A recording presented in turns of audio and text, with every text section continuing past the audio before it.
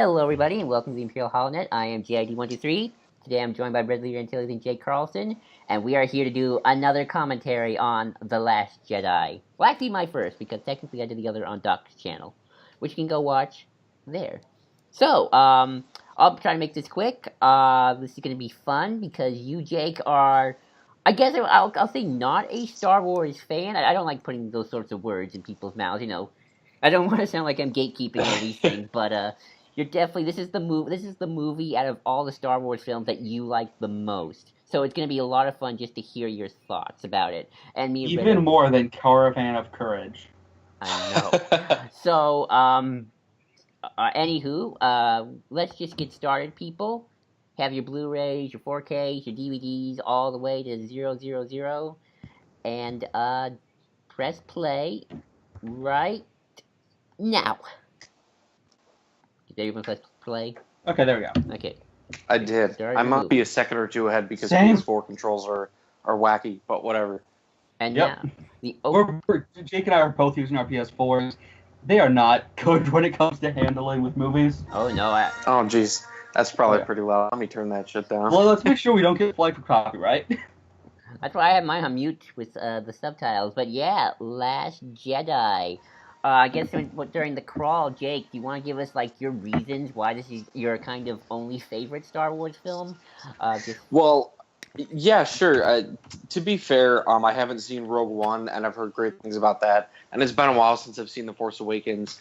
But even though I've always respected Star Wars for doing some really great stuff, as far as like aesthetically and like how we're telling a story on film, I've always felt like the narrative itself has been very weak, and the characters have always been really shallow and one-dimensional or two-dimensional at best, and the themes of the story and the message, and the way that these films have looked at good versus bad has become so cliche and so like just blown out because of like how big this franchise has gotten. But this film was so character driven and took so many risks and made these people who were really good in The Force Awakens really feel like three-dimensional characters.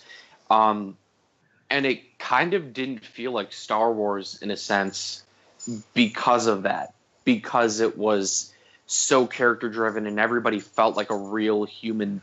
Well, not necessarily human, but a real person. So yeah, that's pretty much it. It's kind of funny. That's sort of like you like it because it's not, I guess, Star Wars, and that's why other people don't like it because they don't feel it is Star Wars. So it's kind of that weird paradox you get right there.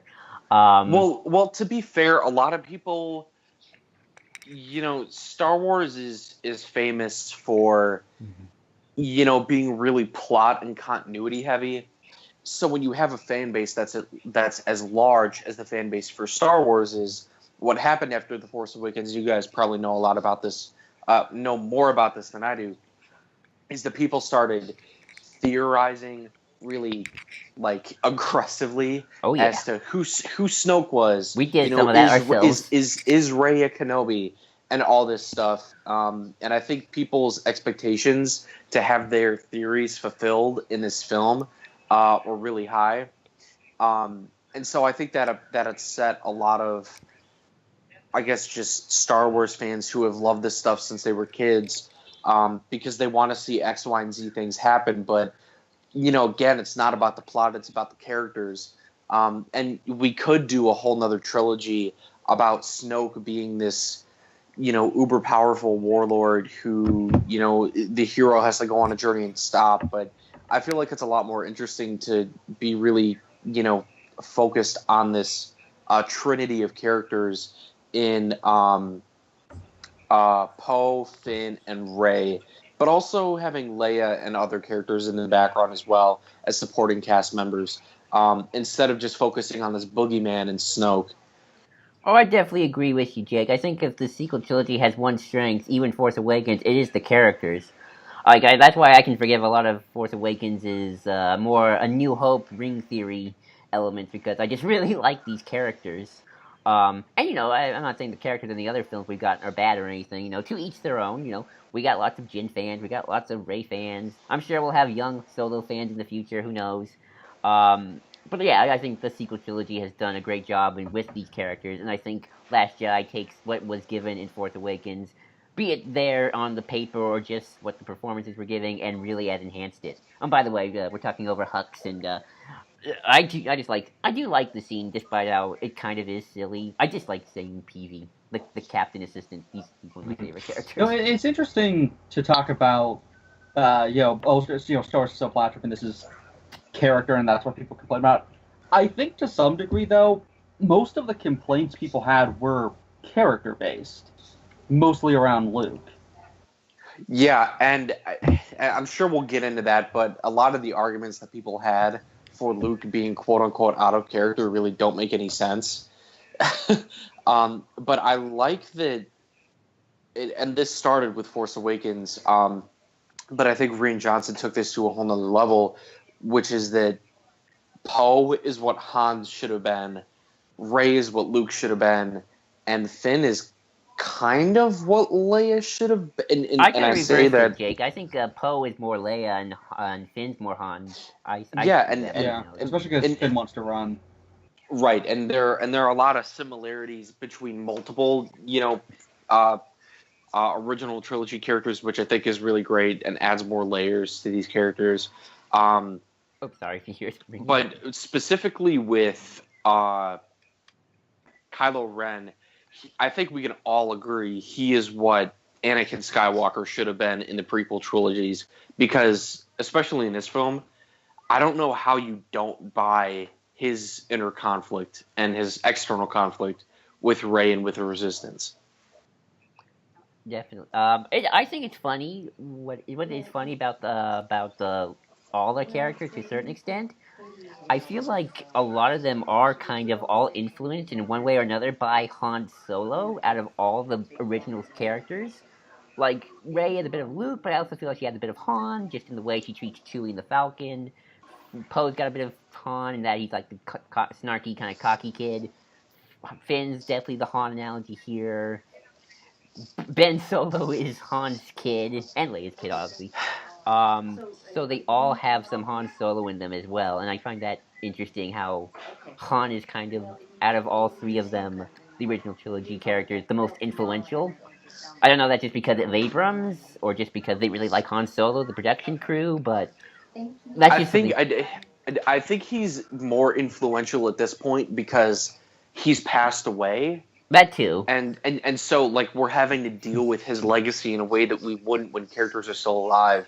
And I love Luke in this, and I love Leia, but it's going to be really interesting to see how we pick up in Episode 9, given that Carrie Fisher is unfortunately not around anymore. And I think we can all rest assured that Mark Hamill will return in some capacity as a Force ghost in Episode 9. I'm still crossing my fingers Anakin does, but that's just a pipe dream at this point. But stranger things have happened now. Well, go back to Force Awakens. One of the bits of stuff from the art book that didn't make it in, but JJ most wanted to do was Anakin's Force ghost that was half Anakin, half Vader. I'm crossing my fingers that happened. That's interesting. Especially after certain things have happened this year, which I won't talk about, but yeah. Talking Between Worlds? No, I'm talking about Solo. Oh, yeah. I love it shot right there, just pulling up to the A-wing as it's in space. I had to fly one of those in an RPG I did just yesterday. Plug for that. Those, yeah. Yeah. I also do find it interesting, Jake, you brought up Luke, and we'll talk more about him later, but there is definitely a perception about Luke that was built by two things. Definitely the EU, because all those books we got. I'm not saying it's bad, I'm just saying, people had a perception of Luke because of those books, and also just people who didn't know the EU either existed or didn't care, but still wanted to see Luke in some capacity. I'm sure they were building up an image in their head that didn't happen. Well, I mean, it wasn't even an image people were building. That is how Luke was. Like, at the end of the day, personally, I still prefer between the two Legends Luke, the way he's treated in Heir to the Empire. The thing is, I think both incarnations make perfect sense I love this shot, by for the him way. to go. The idea of Luke, being someone who would burn out eventually versus, a Luke that wouldn't. Honestly, at the end of the day, both Lukes kind of go through that. It's just a matter of the Luke in Legends had a massive, amount of wars and stuff to deal with. This Luke didn't have to. The war ended only 9 months after Vader died. And so he didn't have that constant sense of duty, and so that sense of being, the hero of the rebellion and whatnot didn't have to get challenged. Well, on Legends, and he had to actively determine who he was, and his worldview was challenged again and again and again. He didn't get that here. And so when he finally did face failure, it was after 30 years of hype, while in Legends, his first apprentice failure is like his second apprentice. Literally, like a week after starting the academy, Kip Duron blows up a goddamn solar system. He's possessed, sure, but I think that's kind of the thing. Both versions of Luke make perfect sense. It's just they went through slightly different things. And honestly, that's why I'm so happy about the way that he treated Luke here. Is I got my perfect hero, Superman Luke, for 30 years, and that was great. And now it's good to get something different that makes just as much sense. I love these ideas, like, they're like, dude, your second apprentice blew up a guy, and Luke's like, well, he was possessed. Not necessarily my fault. That's just funny. Oh, yeah, Kip Duron sucks. I know, I have friends who will kill me for that, but... Jake has no idea what we're talking about. No, it's all right. I haven't read any of the EU stuff because, like you sort of explained, Joel, I've never been that much of a Star Wars guy. But all that stuff that you've explained really makes sense, Red, and definitely makes me understand more so why people are upset with this version of Luke. One thing that I saw people complaining about, which is really like one of the two big things that happen that Luke does in this film that people are upset about. The first of which is him having the impulse and acting on the slight impulse of killing Ben Solo, and then the other one is running away and hiding for however long. And so I a lot of people have complained about him, wanting to kill Ben Solo because, Vader was completely immersed in the dark side of the Force, and it's said in The Last Jedi here that Luke only sensed like some influence of the dark side or something in Ben. Well, was that he sensed the influence of Snoke, and he kind of alludes that he saw something of the future. Like he says, I saw all the darkness that he would rot.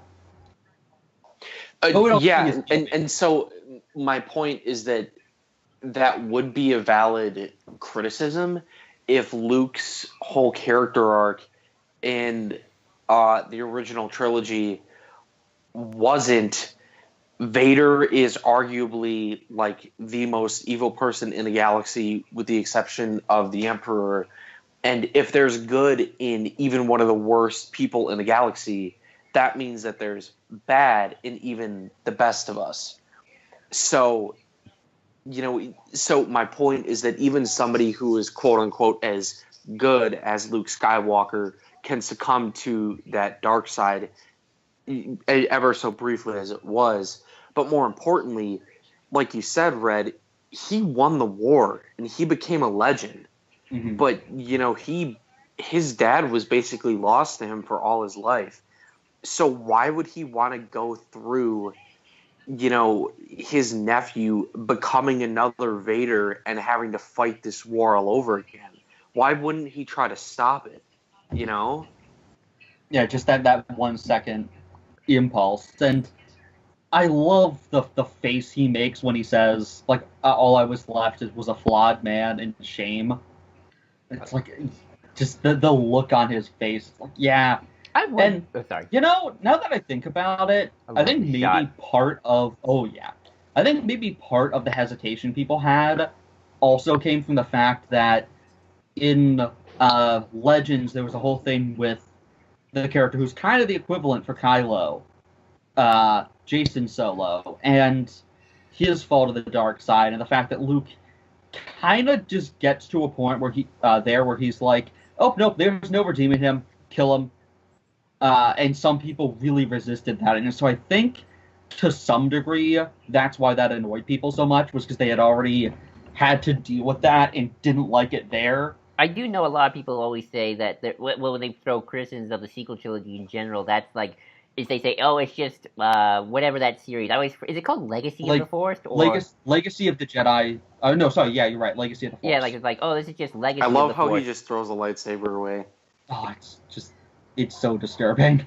I mean, it's in his character. He did so. Last time we did see Luke, he threw that lightsaber away. Then again, he got his behind electrocuted by the Emperor.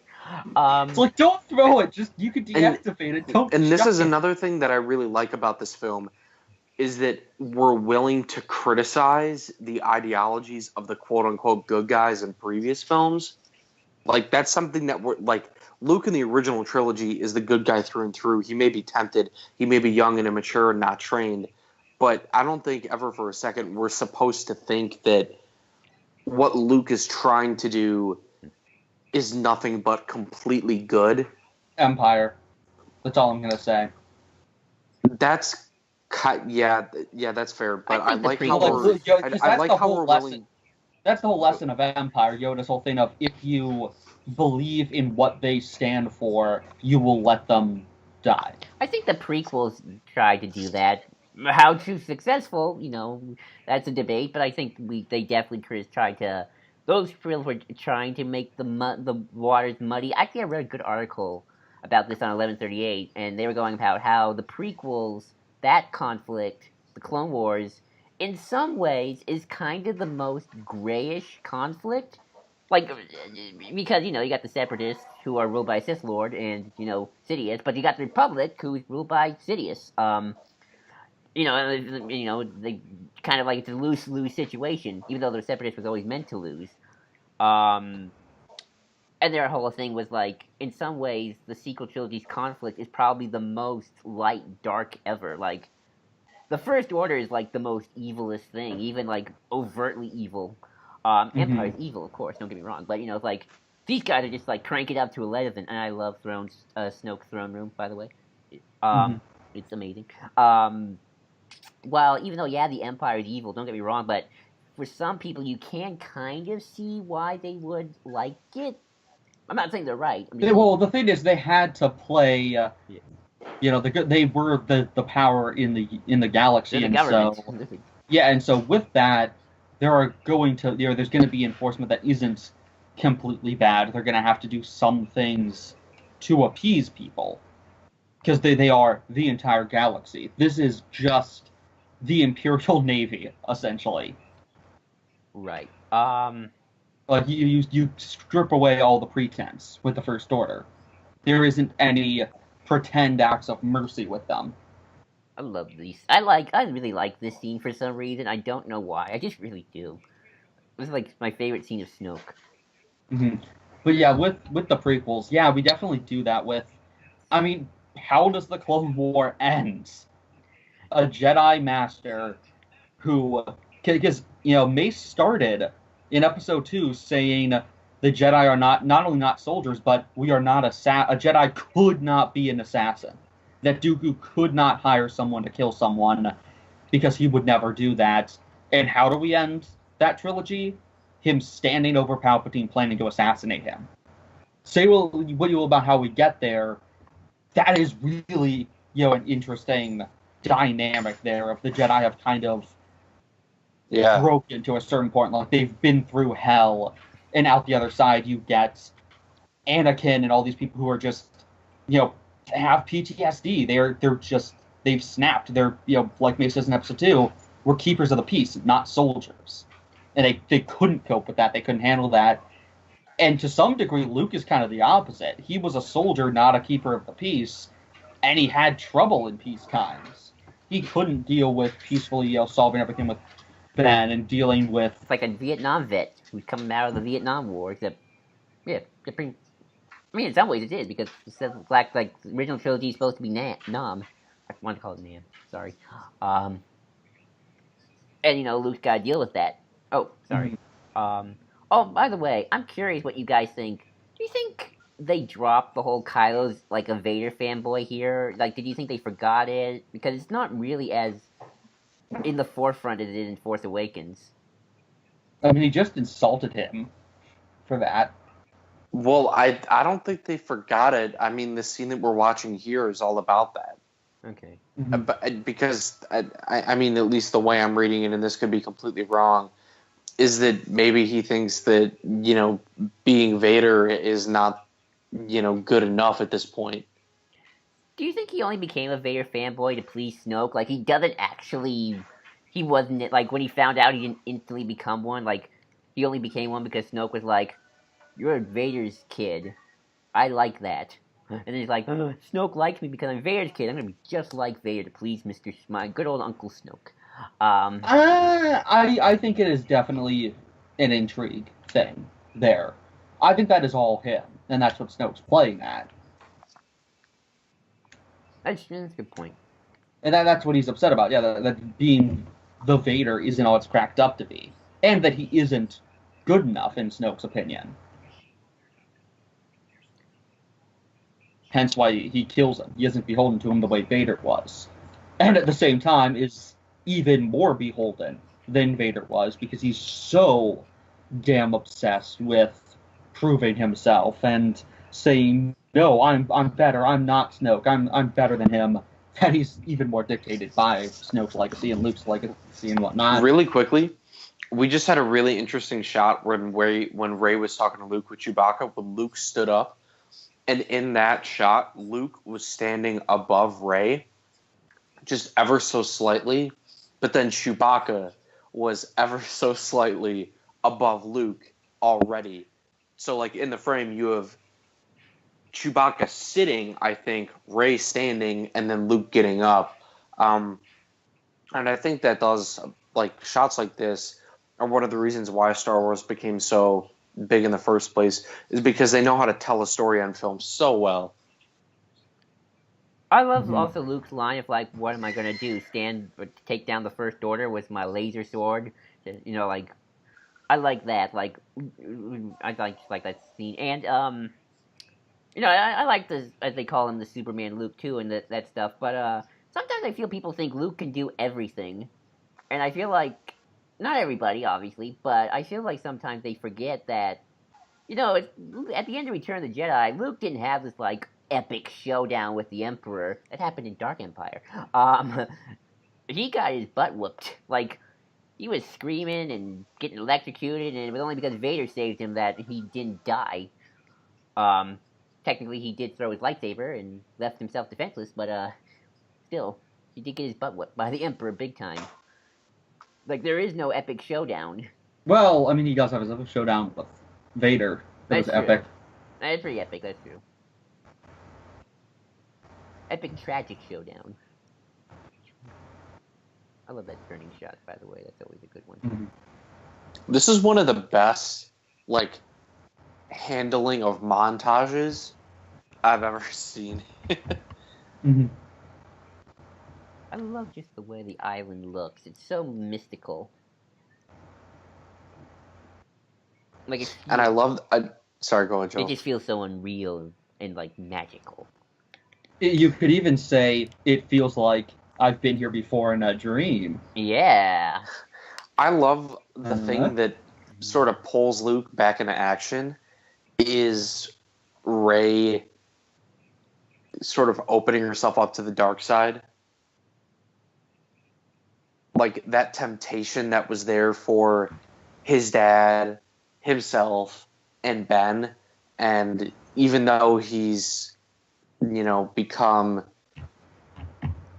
inactive as a Jedi because he doesn't believe in that philosophy and that religion anymore, as they call it here, he's still proactive enough. Oh, you're cut out. The technical difficulty part of the commentary. Remember, people, when this happens, just continue playing the movie. Otherwise, we lose everything. Uh-oh.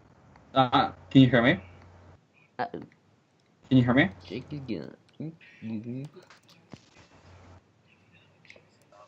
Testing, testing. Jake, can you hear me? 1, 2, 3. I am here. Could you guys not hear me? Yeah, you Yeah, cut out. you cut out.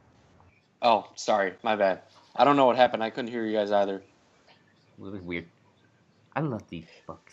So what was the last thing you guys heard me say? You're talking about You Ray the Dark Side temptation. Oh yeah, just how Luke is human enough and still cares enough to try to be proactive in trying to prevent someone from succumbing to that temptation, like his father did. Like he was tempted, and like Ben was tempted and kind of succumbed to. But as Snoke said, his spirit is splintered because of what happened in the Force Awakens. You have too much of your father's heart in you. I'm gonna be curious to see people's already making the parallels when they saw Solo, because they love to add on to what they already saw in the past.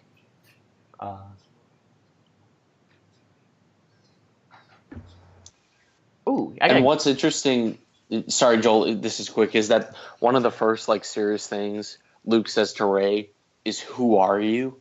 Well, Ryan Johnson even said, like during the promotion of this movie, that Luke's first line is "Who are you?" And in the theater, I was like, wait, but that wasn't his first. And then he says, "Who are you?" And I'm like, now it makes sense. Yeah, because this is Luke's first scene. Right. Like the crotchety asshole he's playing is a different person. I love this shot.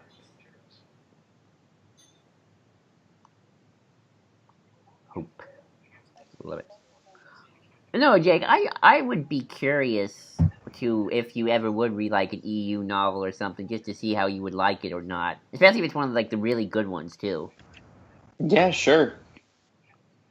Because these films do touch on stuff EU books would touch on. Obviously, it's definitely structured if you want the novelist of the movie, but still, they do explore these things in those books and such.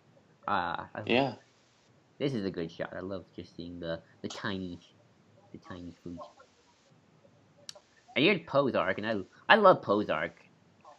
I love how she slaps him immediately.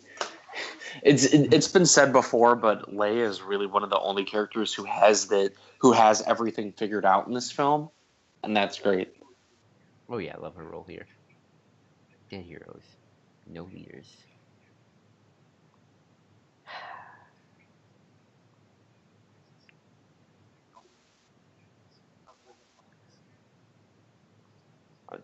Poe I think is a great subversion of like Star Wars heroism. Definitely taking a very different route that we're not used to.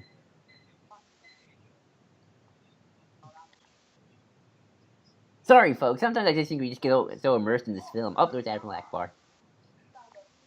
Yay! Oh, and here comes the supremacy. Look at that. Ain't she a beauty? Yeah. Ain't she a beauty? Beauty of death and destruction.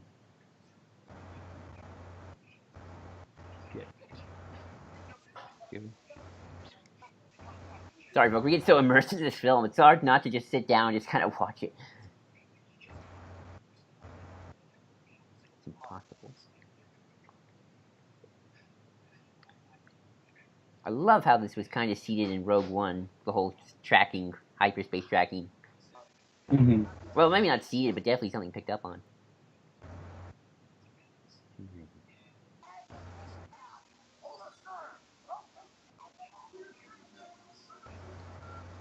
Admiral Akbar getting things done.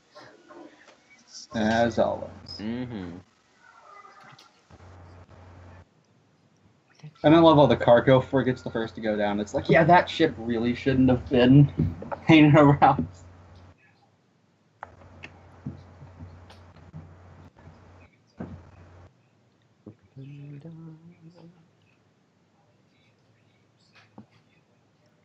Oh, I love this shot. I don't know, just like Poe and BB-8 to the rescue with their buddies. Sorry. Mm. Got a really good scene coming up too. Between Kylo and Leia. Yep. Yeah, that's a good one. Now try spinning. That's a good trick. You learned that from his grandpa. No, this is pod racing. I want him to say that next. That's the next thing.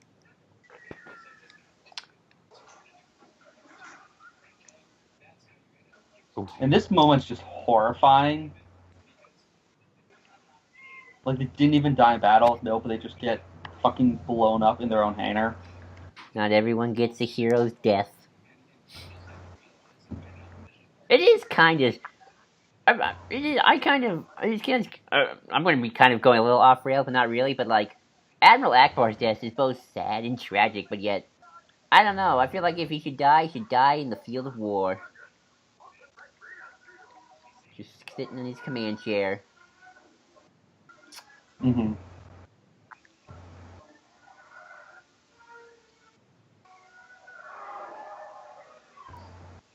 Oh, here comes the shot. Yeah, next time we can see close-ups of that. I love how we do the Force with Leia. Mm-hmm. Do we have the TIE SFs in this film? Now that I think about it, they probably are in here somewhere. We don't see any. We just see regular ties. I know they're in the visual guide. They might be there very briefly in some of these shots. Or in the hangar. But yeah, you get your little episode 4 parallel here with him having the his personalized fighter and the 2 wingmen. Except this time, the wingmen don't fuck it up like they did with Vader. Yeah. So, Jake, I guess here's a character I'm curious. What are your thoughts on Hux? What are your thoughts on? The ginger dude, right? Yep. Yes. It's pretty cool. Of course, you don't know the greatness that is Captain PV. He was awesome. I don't know who that is. That's just like that's the older officer Hux is always with here. I mean, I think the comedy in this film is really well balanced, and how we have these moments of levity that aren't, you know. So you like the beginning scene where they call him General Hugs, then I would assume. Yeah, I mean, I think overall this movie is pretty enjoyable. There are some parts after the first act that get a little wonky, but, you know. And at first, okay, I think we were all a little like, seriously? But at the same time, Leia is a Skywalker. And the Force is literally defined as everything and anything. So wouldn't it make sense that she would be able to do this? Yeah, like in the novelization, they described that it's like she's like latching on to microscopic, like single-celled organisms. I love this scene because that's foreshadowing. Back. Yeah, the foreshadowing is great. I believe a senator can fly.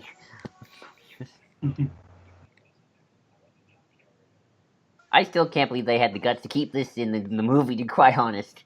Well, what were you going to do? I know. Edit that all out? I know, that's true. And this is where Finn's arc sort of, well, at least when he's put at a crossroads. Oh, my favorite. One of the best scenes coming up soon. Not the Porg one, although that's pretty good too. Porg meat.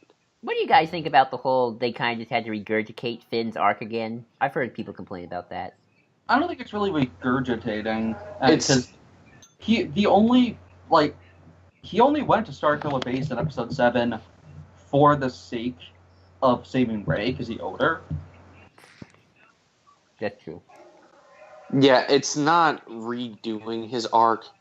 It's just continuing it.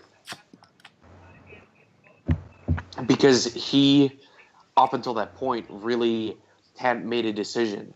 There was an interview with Rian Johnson where he talked about how, I think it was between Episode 4 and Episode 5, or it might have been 5 to 6, where Han just sort of magically decided to join the Resistance off screen.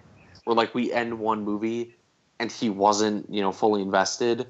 But then in the next film that we pick up in, he totally is. And I think that it's smart to make Finn's arc this movie what Han's arc was in between one of those two film breaks, because we actually see the process of a guy going from being completely selfish to realizing his moral responsibility through dealing with characters like DJ, who says there is no objective morality, and that good guys, bad guys, we're all the same. Live free, don't die. Yeah, and dealing with Rose as well. And this is a really touching scene that we have with Luke and R2 here. Oh yeah, this is best. Though with the Han thing, I mean, Han's entire arc, it's not even that they necessarily skip it. He goes through pretty much the same arc Finn does. Because he isn't completely vested in the rebellion by the time Empire starts. With that, I mean, the first scene we get of him is him going on patrol with Luke, and then once he goes back to the base, he's talking to Leia about leaving because he got spooked by a bounty hunter. And so essentially there we get the same thing that Finn goes through with Han. Okay, he's about to leave, but he has to get Leia out of there because they're under attack, and then he kind of, out of necessity, makes the choice to be the hero, and then gets frozen in carbonite. Yeah, I mean, my point is that we're just spending time developing him here, which is good, and so that's why I don't think that it's regurgitating his arc from the previous movie. But another little tidbit of foreshadowing is Rey wakes up when Luke is standing over her, just like he's standing over Ben in the flashback. So I guess it's a bit of foreshadowing, but also just revealing a little bit of his character from previously before he went all living solo. No pun intended. Holdo, I love Holdo so much. And here's the purple-haired problem lady that everybody complains about. Holdo.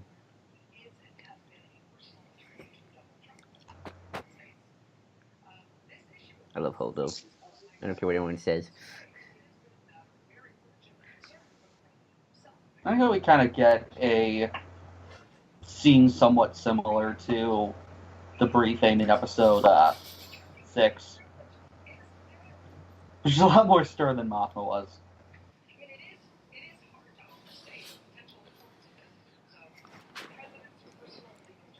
Tuesday. And Admiral Akbar was mentioned, so... And Admiral Akbar.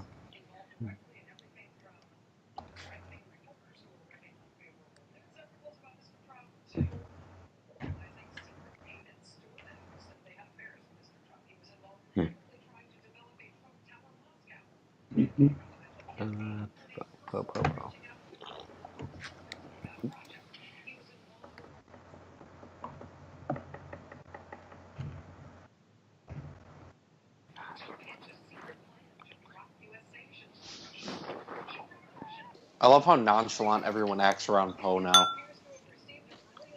Yeah. I mean, you did gotta fuck up.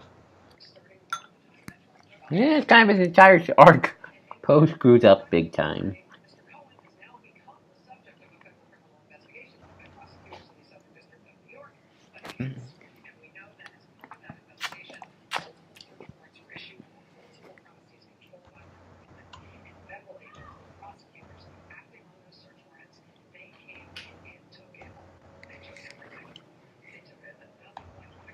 Yeah. I mean, I guess at first, when the people complain about Holdo, I do definitely think that this movie wants you to think that Poe is in the right until you find out, oh wait, Poe is in the wrong. I just don't think some people don't make the transition to realize, oh wait, Poe's in the wrong here. Like, I think to a point, both of them fuck up. Yeah, it's true. Like, I'm with Holdo with what she does, but to some extent, you kind of just baited Poe. And so it's like, yeah, they both aren't fully ready for that, but Poe kind of has to both of them kind of step up by the end. Here comes Rose.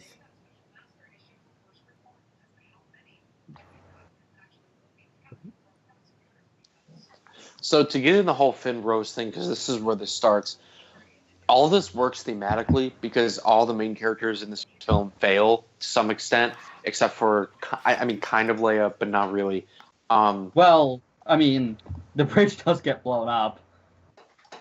Yeah, that's fair. So I think Finn and Rose work on a thematic level, but it's so boring. Like, it doesn't even matter that it's well told through film what's going on with the two of them, or that there's a lot of great themes and character development going on here.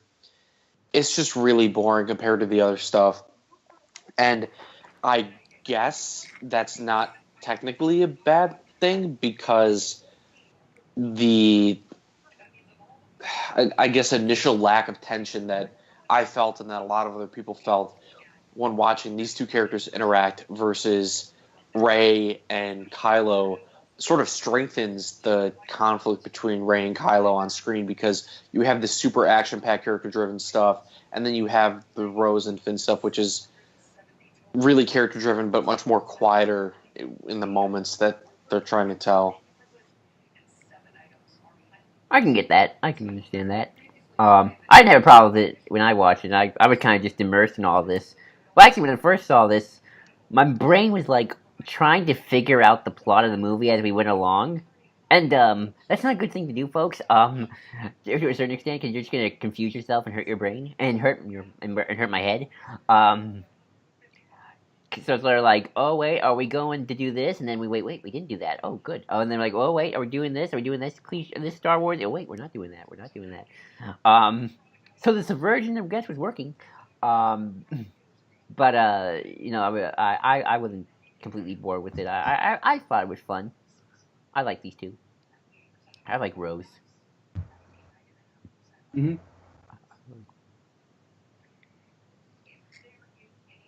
I like that Rose is a mechanic. Yeah, we don't really have, normal crew people have any role in Star Wars. Right, because the original trilogy and the prequel trilogy is pretty much about plot-based, contrived, arbitrary prophecy stuff where an entire family's feud screws up the entire galaxy for generations and generations. Well, I mean, in the original trilogy, we don't even know that it is a family until Episode 5, and Leia's not involved in that till 6. It's not really the case. I mean, we are dealing with, to some extent, the everyday people. Luke, when we first meet him, is absolutely an everyman, and Han Well, is he's dad definitely someone special. who's in You a... find out he's dad with a Jedi. I guess. Yeah, but he's not. He's just a farmer. That's true. That's kind of the ultimate, hero's journey thing. Even but what were we saying? We constantly play with this idea of like people because until this film, the Force was something that you could really only use if you have like the strength of spirit or like genetics or whatever. And that's never been really explained. It's all been ambiguous, which is fine. But it's at least the impression I always got from stuff is that because Anakin Skywalker was such a strong user of the Force, so were his kids, and that Luke wouldn't be able to do what he was doing with the Force and overcome all the bad if he wasn't a Skywalker. I mean, it really is, though, on his own individual level. Everyone's own dark side depends on them. Their inherent strength might be genetic, but, his inner demons and everything comes completely from himself. Though, I mean, to some degree you get that, I guess, with the, he has too, he can't settle down, he has too much of his father in him, that's what I'm afraid of, which wasn't even intended to be what it means. Best retcon ever. Oh yeah, that line takes on so much meaning after the retcon. Even though Owen knew him for a day. But, like, I wouldn't say that, like, we didn't focus on the little people at all, just not crewman stuff, because Luke is still a farm boy, and that is still very much how he's treated there. Han is just some smuggler who's kind of, got all these debts and stuff. He isn't someone special when we first meet him. Only Leia is in A New Hope. Even 3PO and R2 are technically kind of just droids in Episode 4. You know, I guess you could argue with Lando, but even then, he, too, is kind of, small. I mean, even Obi-Wan is more of just your standard Jedi. Like, it's not... Yeah, Star Wars is about, definitely, the effects of the Skywalker family, but it's not like it's all just about them and never about the smaller, more significant people, because, again, Luke is a smaller person. It's about him coming into that. He becomes the hero of the rebellion because he flies an X-Wing really well and destroys the Death Star. That's not because of his family. Yeah, the Force plays a role in that, sure, but it's his own bravery and skill that accomplishes that. And they only win because Han comes back because it's the right thing to do, even though he has all those debts and whatnot. It's funny about Luke Skywalker. I was watching a movie, Bob, and he made a point that Luke, especially with now this new trilogy, he's kind of King Arthur. He's kind of going by that parallel as well.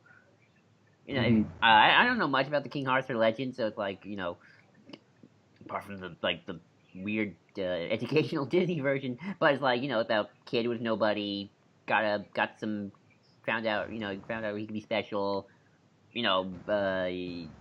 did some heroic stuff, had a few good years. Then Mordred came along, and I guess Kylo's the Mordred in this situation. And then apparently King Arthur actually did have to go to an island that was part of his mythos, so an island is involved. Well, yeah, I mean, a lot of Episode 7 is very Arthurian lore inspired. I'd say 8 is as well, to a certain extent. Well, yeah, stemming from what started there. Oh, right, definitely. Again, I don't know much about Arthurian lore outside of just the little things I've seen. Jake, are you still with us? We went quiet. Oh. I am. I'm just listening. Okay. I love Force Skype. I love how we call it Force Skype now.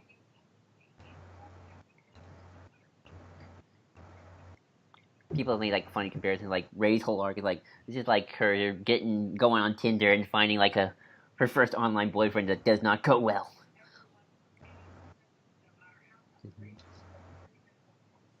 I love the caretakers, by the way. They're so funny. Mm-hmm.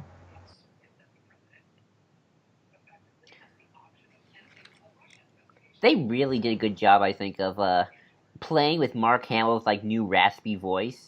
Because over the years, it's got really raspy. We all know what Mark Hamill sounds like now.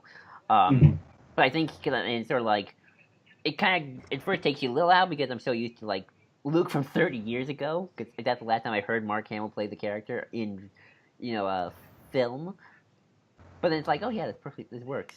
I love the First Jedi. I love this temple. I kind of always... It makes me wonder what it was like back when in its heyday. I'm sure it was more than just an empty space in a pool.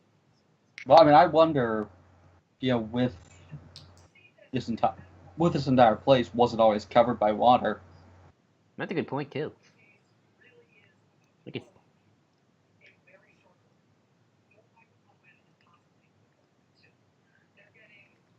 I love Rey's answer. It's such an audience thing, what she says. This is another thing that's really good about this movie is that we actually talk about the Force through the view of somebody who's a casual Star Wars fan, is somebody who sees it as the powers, not as the forces of the universe at work.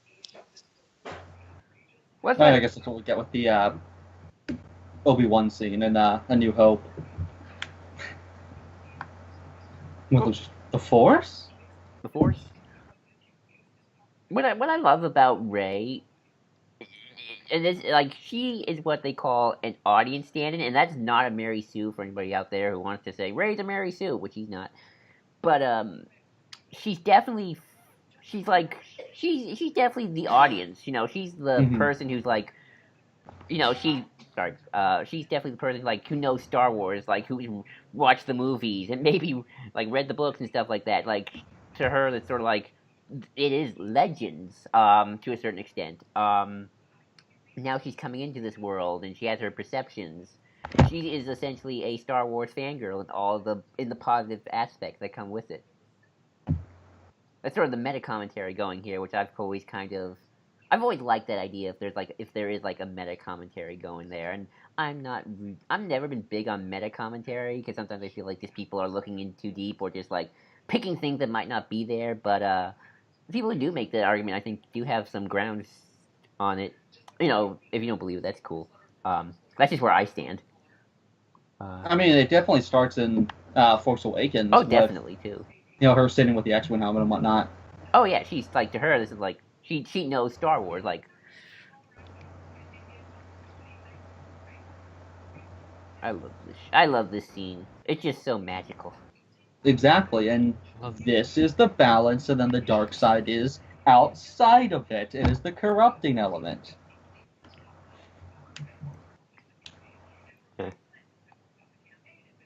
But Thanos and Great Jedi and all that stuff. So when a character has somebody over their shoulder, is it if they're on the left side of like us looking at them on the screen? Is it if they're the devil, or is it on the right side of us? Because he's over her shoulder, and I would assume he's the angel. I always thought. I don't remember. I would assume the angel. I'm forgetting, because I know historically the left has been always seen as like the inverse. Like, that's where the term sinestro comes from, and sinister. It meant left-handed in Greek. They believed that someone who was left-handed was inherently evil. So you don't know what that would play into. I love the way that we explain the dark side here, that it's trying to show me something, tell me something, that it offers you this sort of false sense of an answer, and in order to get it, you have to compromise everything, but it's so like tantalizing to everything and so tempting that this is something that's really great about this film too, is that the Force isn't just something that's limited to the Skywalkers. And thanks for explaining all that stuff earlier, Red, because I didn't even think about, but like I was thinking about more as like Star Wars is a family feud that fucks up the entire galaxy, because rewatching episodes 4 and 5, we know that it's the Skywalkers, but you're right that when we pick up those films, it's really not that, because these characters are so, separated, and we don't figure that stuff out until episode 6, but because rectangles. Exactly. Right, and explaining the Force is something that everyone can use, because everyone has the capacity for great good and great evil, and we're all tempted with things in our lives. It's a really smart and mature choice to look at this world as still being grounded in a moral sense, but it's fantasy and sci-fi because of your morality and your temptations give you this power over, the physical and spiritual world. They literalize it. Oh, definitely. That is definitely something, Jake, you brought up a good point about the way you watched episode 4 through 6. Star Wars is definitely based on... I've always said this, it's definitely a generational thing, but it's also depending on how, and especially when you are born, is definitely going to affect how you see Star Wars, and just sort of your views on it. Like, me and Red, and I think, well, you are too, because you're around our age, we're all from the prequel generation. So, when we view the movies, and we think of the prequels, and when Obi-Wan's saying, I fought in the Clone... Luke's like, you fought in the Clone Wars? And Obi-Wan's like, yeah, I was Jedi Knight, same as your father. We know what that is. We know what the Clone Wars are. We know Dooku, Grievous, Obi-Wan, Anakin, Mace, the Council, all that stuff that went down. So that's sort of, really imbued in our brain, but it's also hard to it's kind of hard to, separate what maybe the original intent was for some things. I don't necessarily. I don't want to say I don't care about original intent because it's just fun to look at the original intent for certain things, even though they no longer apply. Like once upon a time, Vader and Anakin were definitely two separate people, and then they weren't. Darth Vader was Vader's actual name, not a Darth being the title and Vader being the name. Um, so Really quickly, I like at the end of their second sort of Force conversation, uh, Rey is showered with water, but behind Kylo, Rey is facing away from the camera, and in front of her is rain showering down. Kylo is facing sort of off to the left, but towards the camera. Behind him is sort of raining sparks because people are working on stuff, but then the rain sort of washes over him as well. I love all the imagery in this film. It's so great. But now we're to the boring part. The casino. It's high society Star Wars stuff. Sorry. Yeah. But back to what I was saying for a second. But first off, yeah, I do agree with Jake. I love it. I love how Rey just touches the rain because like she comes from a planet I don't think that rains that much, if at all. It's like, wow, this is what rain's like. This is cool. I just like it. It's like so childish yet so innocent. Like I hope she sees snow one day. Cause like that's always fun when you get. Well, she did. Oh yeah. Wait, Crate's not a snowy planet, is it? Oh wait, yeah, no, Starkiller Base. Oh yeah, right. Whoops. I hope she sees and snow. And this is Mark Hamill's character. Oh, that's cool. I hope she sees snow that's not on a destructive military weapons base. Anyway. That might have once been Ilum. Yeah, that might have once been Ilum. But yeah, but back to the point with making, like, definitely, Jake, it's definitely hard to kind of, like, separate what we kind of know now from what used to be. It's sort of like when people say Star Wars is the story of Darth Vader. Well, it is in that all the way up to we're back in 2005, but it wasn't always. It was Luke's story. Yeah, that's fair. And now it isn't again, kind of, because now it's just these 9 episodes about, I don't know, history, I guess. We'll see how 9 every Star Wars film recontextualizes the main saga, especially A New Hope, I guess, if you kind of consider that like the source material, where all things stem from, which you kind of have like a core, and even the anthologies too, to a certain extent. So it's like Star Wars is just basically the ultimate series built on retcons. For good and for bad. I do like how this is the only Star Wars film that addresses addresses class warfare, or at least something of that nature. I don't think I should call it class warfare, but well, it's class warfare on a galactic scale, which is really interesting. It's my boy Justin Theroux. Awesome. Great actor.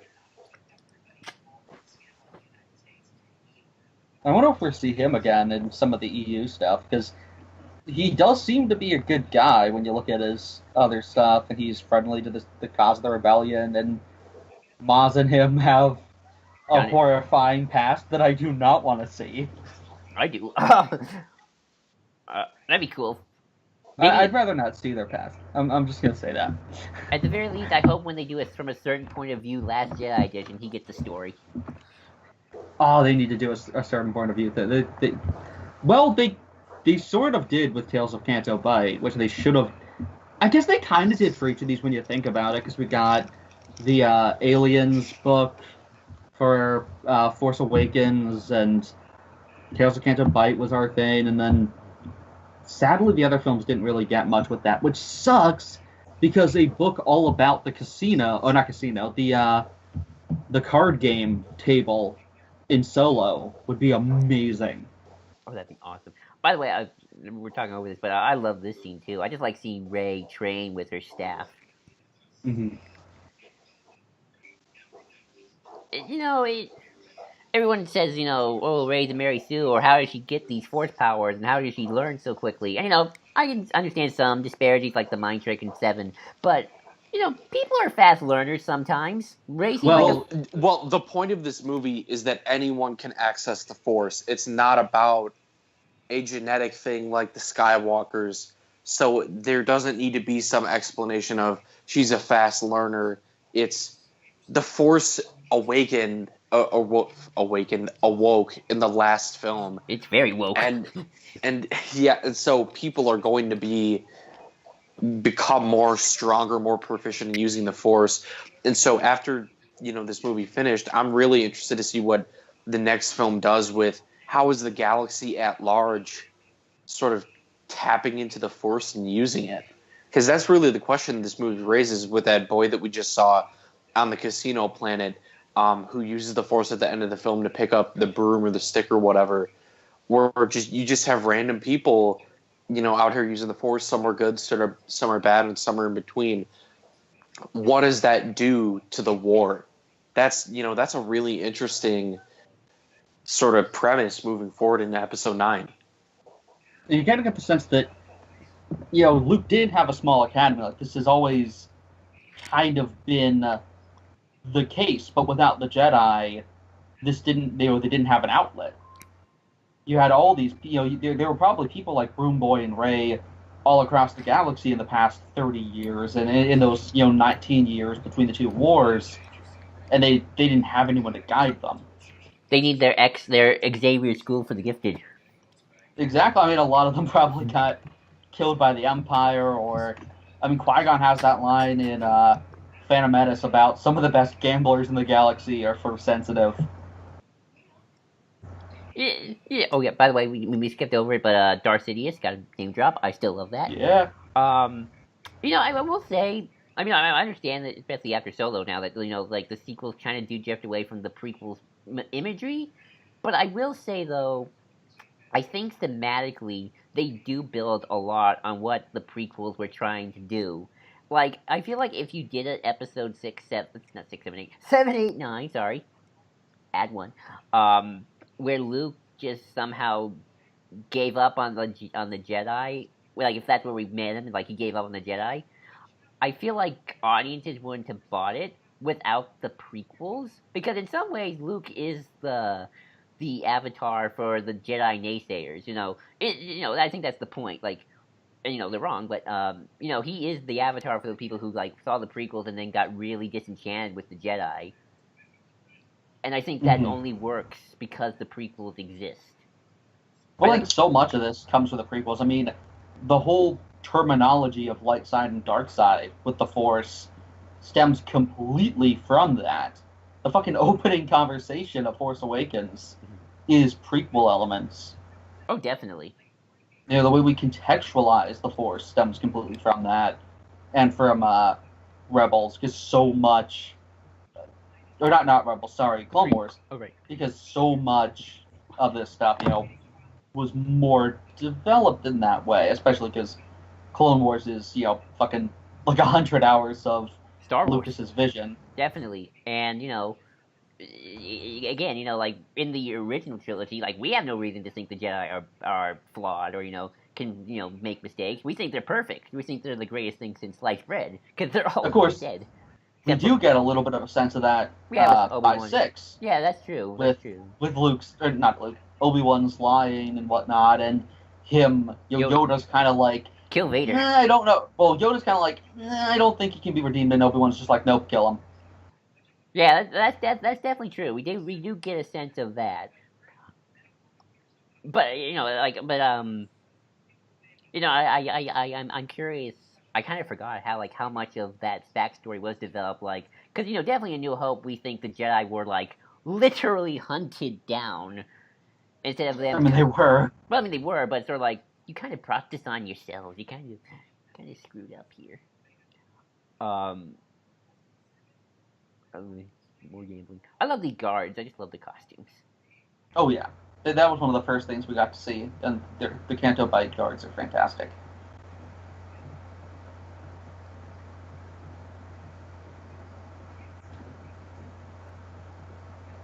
Oh man, I had something to say previously.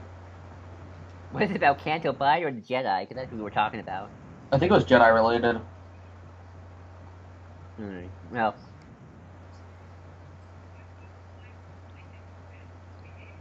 Here comes DJ. Oh, And the DJ one shot really disappointed me because in the visual guide, their explanation for why DJ's here is that sometimes he commits like petty crimes, like he'll pickpocket or uh, loiter just so that he has a nice place to sleep. And I really like that. Canto Bight prisons must be nice. I mean, yeah. I mean, sure, you get probably killed and brutalized by the guards if you read the Canto Bight novel, but you know. Get a comfy bed.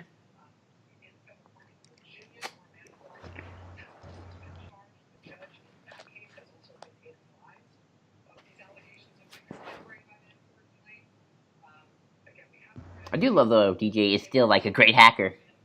Mm-hmm. There's Slicer. A slicer, sorry.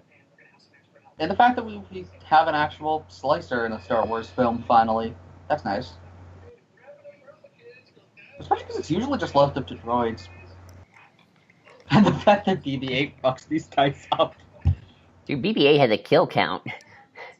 Oh yeah. Like, I think he's more ruthless than Chopper. No, let's be real here. Chopper is legitimate evil. Yeah, it's true. I love him, but he's evil. Yeah, that is true. He wanted to do worse. And I think he has. But I don't know. Maybe BB-8 would get I don't know. Would we like who do you think they get along? BB-8 or Chopper? Like BB-8 would go like, "Whoa, dude, too far." I mean, I'd go far, but I don't know. I think BB-8 would probably be a little weirded out.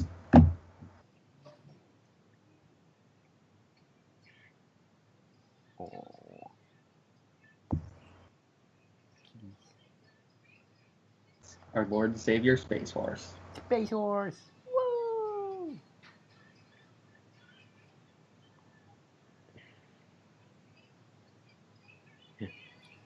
The Goons. The Goons. The Goons.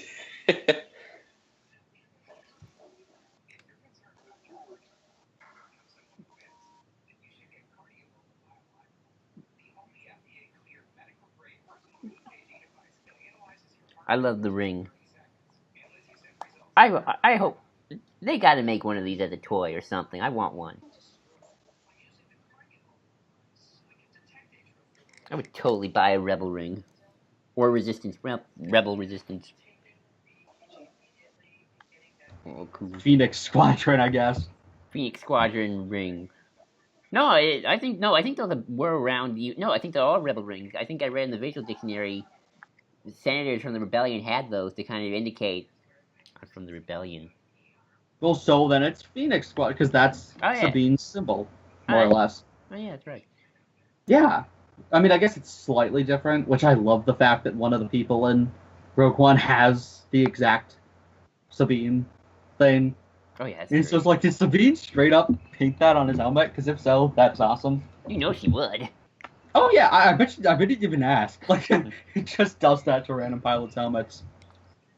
She gets bored one day, like, here's some helmets. I'm gonna paint. On the back of one of them, it just reads "kick me." And then you never see the back of Wedge's helmet. Maybe she wrote "kick me" on there. Oh, you know, probably.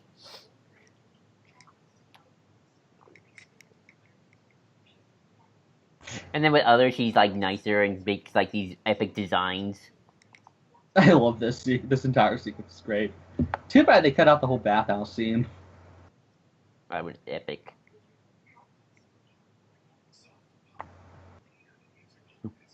I really do wonder if they killed anyone during this rampage. Oh, definitely. I mean, we don't have to see it, but you know, I think it's really great that we have a scene of the wild nature, the nature of the universe, sort of destroying all this arbitrary success and wealth people have developed for themselves by helping the First Order. It's sort of nature wiping the slate clean again, at least briefly. You know, since we're kind of quiet, I want to I address. guess you could say more so freedom, That's true. Freedom for these guys. because the Republic is itself still an institution, though we don't even know what the fuck's going on with that. Though Holdo does say we will be the spark that lights the flame that restores the Republic, and Poe identifies himself as Commander Poe Dameron of the New Republic. I'm going to date this commentary a little bit, but I'm going to be. I'm going to assume that episode 9 we're still calling ourselves the Resistance, at least for branding's sake. Like I feel like. I mean, yeah, probably. You know, like you don't change your faction name by the ninth in the middle of the third movie here. You're like, oh well, you can in the movie, but you still gotta sell the toys.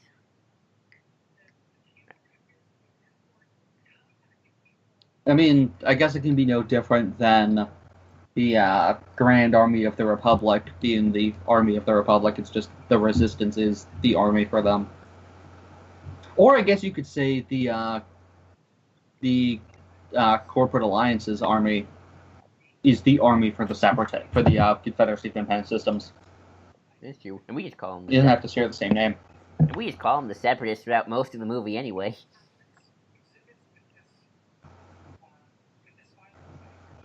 Like we don't always say the Alliance to restore. Oh, you're cutting out, Joel. Oh, sorry, I don't have my mic with me, so.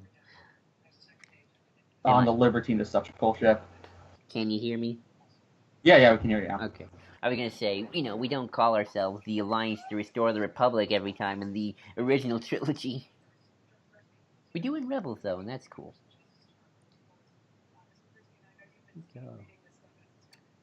You know, Jake, you brought up something earlier, and, what's interesting about Last Jedi, you said, like, you kind of like it because it doesn't feel like Star Wars, in a certain sense, to you. But what I find interesting is I think Last Jedi almost reaffirms a lot of what Star Wars is and kind of just reaffirms those themes and ideas and just sort of those... I think it makes everything about the mythos and the plot and the way the powers work better because it's all focused on characters first. And that's something that I thought that the original trilogy and the prequels never did well. Yeah, because Episode 5 is kind of a character piece, if nothing else. I'd be happy to do a comment. Like, it has when going through Episode 5, I'm more surprised by how little of a plot that has.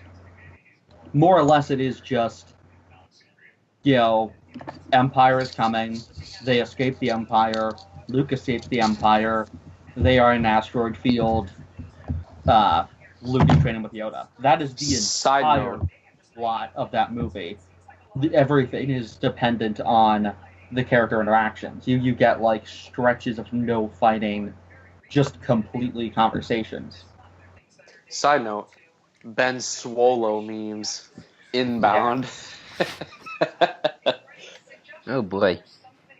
He truly is Anakin's descendant. I mean, hey, Anakin rocked that whole only just wear pants look. Oh yeah, I keep thinking of the scene in Revenge of the Sith with him, like, walking around shirtless. He just needs, like, a bathrobe. Exactly. Well, then now that he's I keep saying he's gonna take Snoke's bathroom. What was it?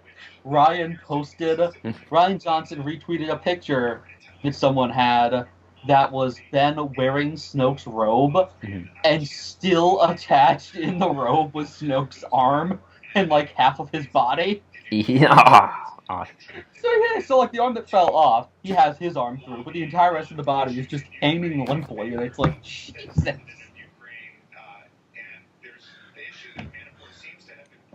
Adam Driver gives such a good creepy face. It's great.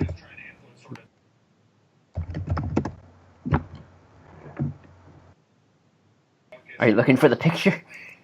Oh yeah, Star Wars memes. Yeah, we live for them.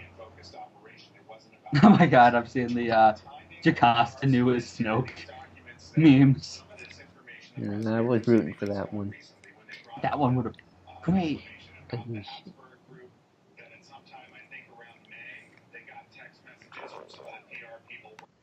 But we can definitely hear the news very loud in the background.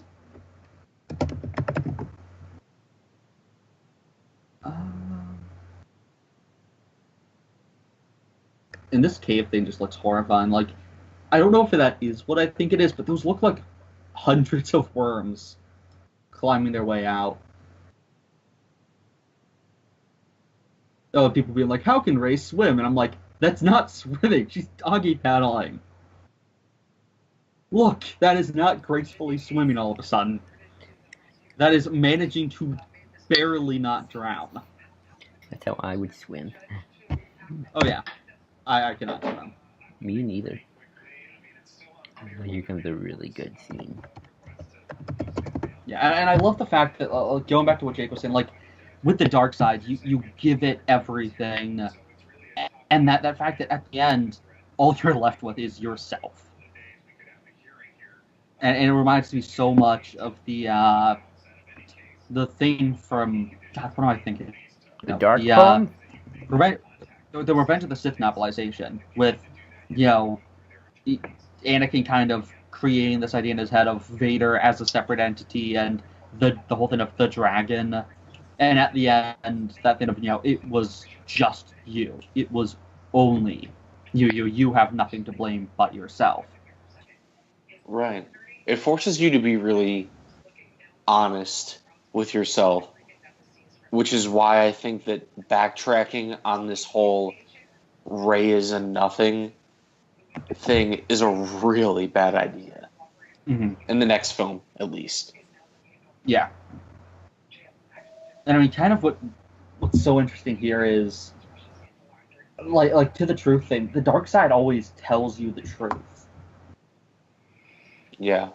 And that's what makes it so scary. It's the truth, but without context, without, the emotional maturity that's required to act on it or understand it.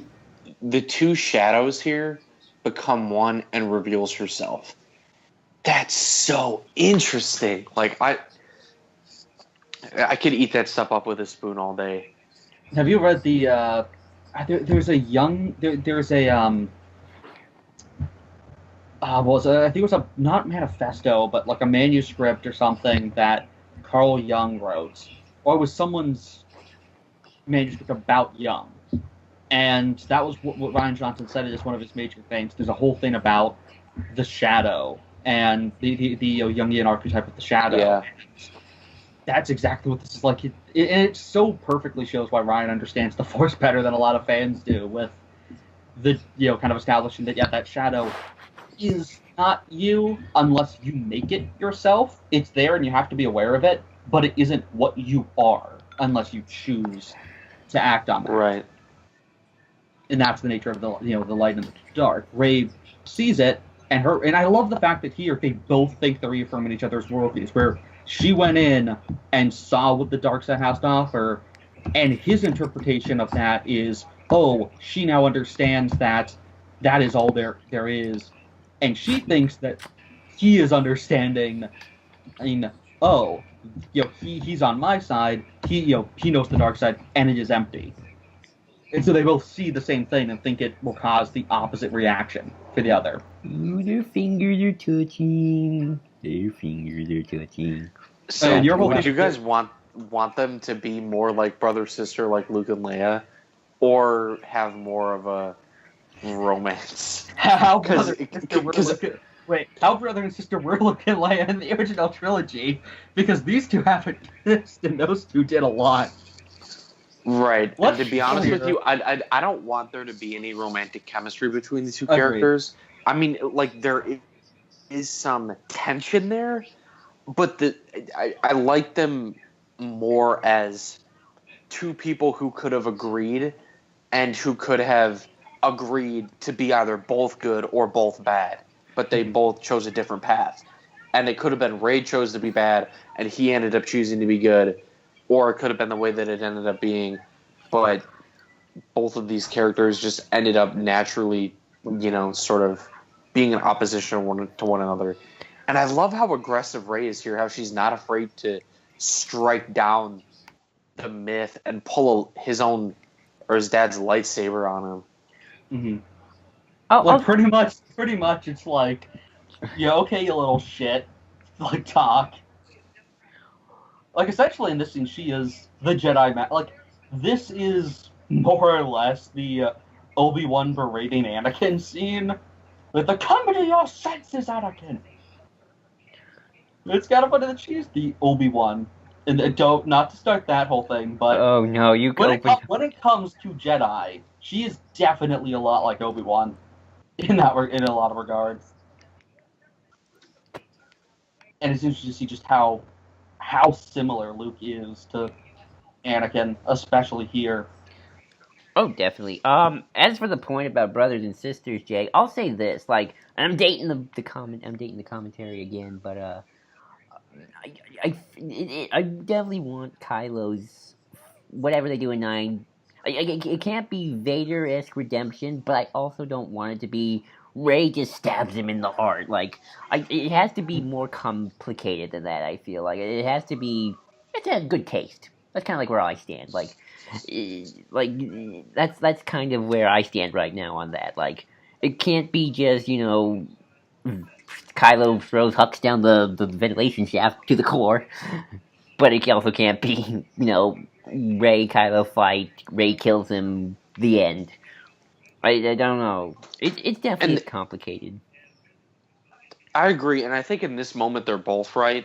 That Luke was wrong to act on his impulse, and I like that Rey is calling him out on that because she's totally right on that. But then Luke is also correct in saying this isn't going to end the way you think it is because Rey is so bent on, or hell bent on turning Ben. So I love how even though they're in opposition with what Luke did, they're both right in the scene. And both wrong, and that's kind of the film at large.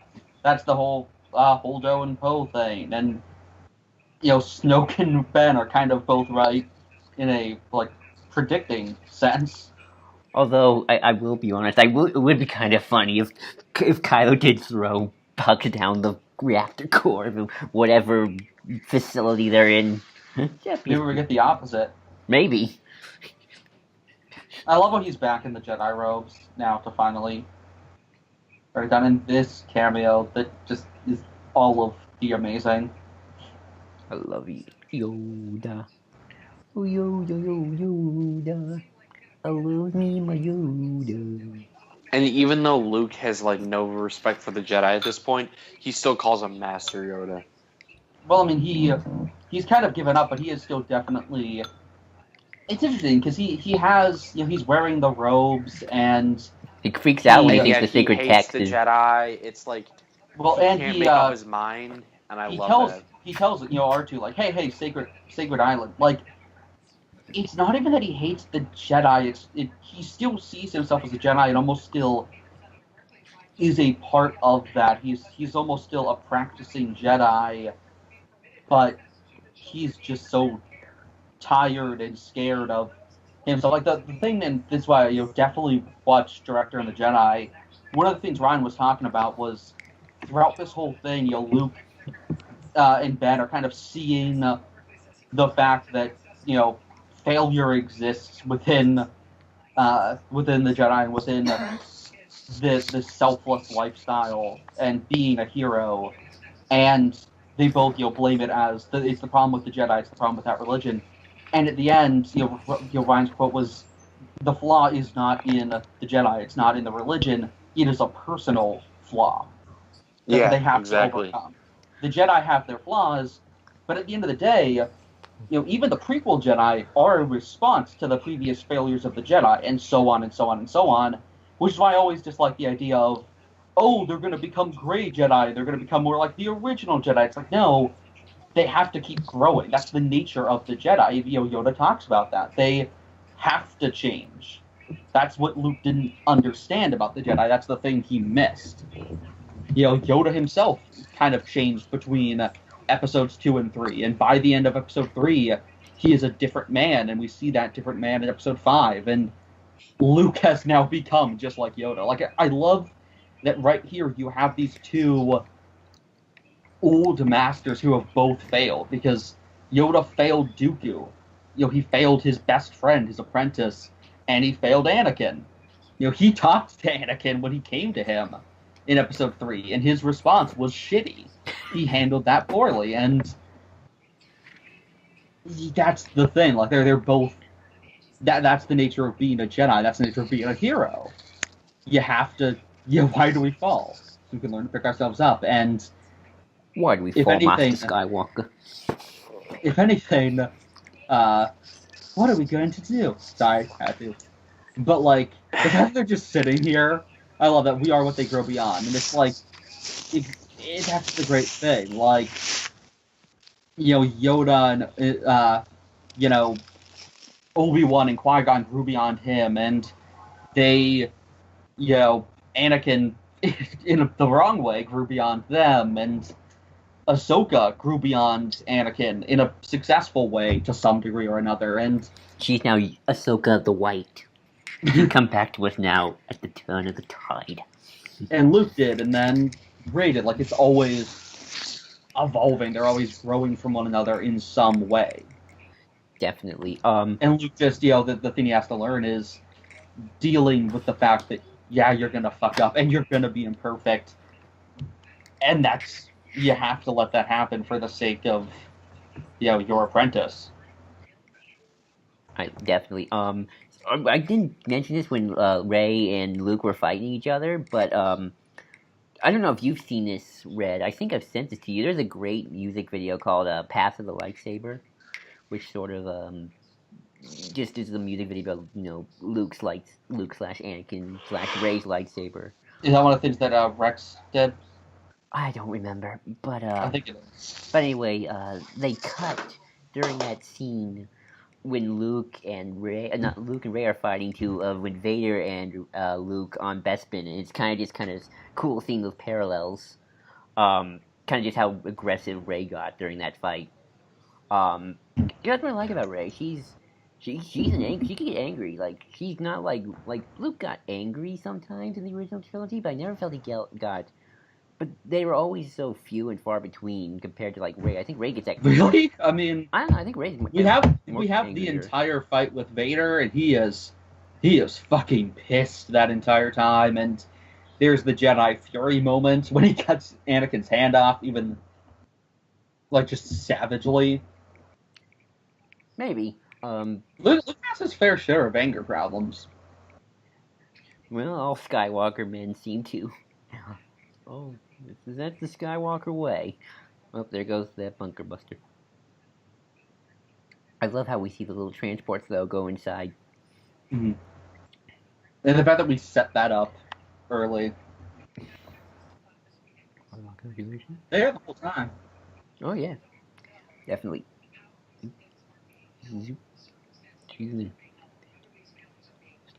Makes you wonder if Holdo was thinking about that the entire... Oh, and this...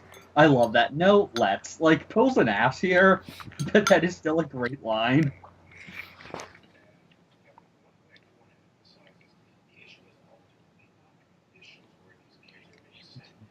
Oh, this is a good line.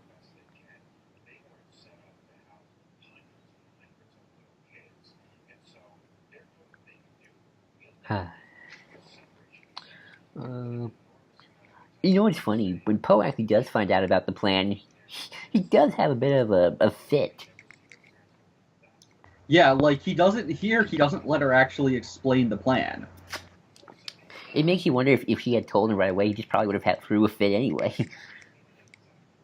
Well, he doesn't know about Crate is the thing. Like, he doesn't let her get the word in of, no, we're going to Crate. He just starts throwing chairs.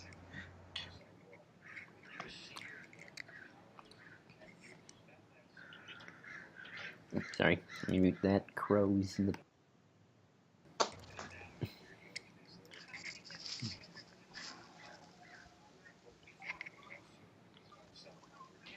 And the Libertine is a damn awesome ship. It is definitely sexy. I'm forgetting what the detail there is with that. Yeah, Poe. Do these guys not know to take stuff off of speakerphone? So many people would have lived if these idiots had just used speakerphone. That's all I'm saying. I love Rey's hair right here. I know it's such a minor thing. It's so pretty. This entire costume is just fucking awesome. I wonder what she'll wear in episode 9. Oh, great! I'm talking about fashion. I really hope something akin to this, in just with a blue-green cloak. Ooh, yeah. I want Ray to dig in some classic Jedi robes or something like that. Oh yeah, we need something like that amazing introduction we get to Luke in episode 6, when he's now a Jedi Knight. Also, Oh, and I love how fucking big this hangar is. and look, Like, Kylo it really has shows you just how massive this thing is. Like, it is. This is the It's home world. huge. It is the home world for the First Order. They don't have a base. I mean, they have Because it's in space. I think that's a really neat idea. It's essentially what the rebellion did with having a mobile flotilla. Yeah, I remember reading that forum post and how that one guy was saying, the First Order is kind of, in a way, the evil rebellion. Maybe a bit bigger. But oh yeah, they kind of just take bits from both. Definitely. Also, wasn't it nice of Kylo? He got all the stormtroopers there, and he has all the cuffs ready, and a true Imperial gentleman.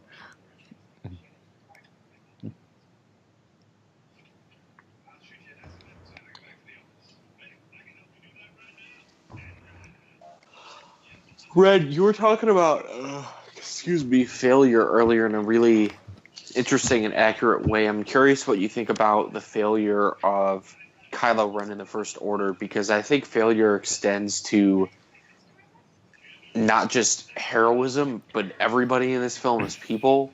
And maybe it's because I'm tired, but I don't know if I can connect those two things eloquently. Okay, so let's go for our thesis paper. We have one more paragraph. We need to complete on that. Tie that in. So I guess with that case, it'd be kind of an example of the First Order doesn't let itself. I love the shot. It doesn't let itself learn from its failures. Like Kylo's response to, well, I mean, Hux to some degree is having the failure at the beginning by not sending out the TIE fighters, and he kind of does learn from it because he understands. Oh, we can't cover the ties. Okay, well, we'll have them fall back. He's thinking a little bit more tactically. He learns to some degree, and then that immediately gets subverted later by Kylo, who makes them, just go out himself. He doesn't send troops into the base. He wants to kill he wants to kill Anakin. Ray. Everyone. He wants to kill Luke in front of everyone instead of having, they could have had, stormtroopers go into the base while he fought Luke. But he didn't. He was so caught up. And, even Hux has to be like, oh no! I love that scene, by the way. He's so caught up. Or heck, to the TIE fighter thing, Hux learned from his failure, and yet Ben diverts all of their fighters. They could have probably killed Poe and all the other ski speeders that were escaping, but he tells them to get all of their fighters to chase after the Falcon no matter what. And so they lose their air support. Heck, when the Falcon takes off at the end of the movie, they probably could have caught it if they had kept some of those TIE fighters around. But he was so obsessive that they ended up all getting destroyed in the spice mines, or not spice mines, in the crystal mines. That's a really good point.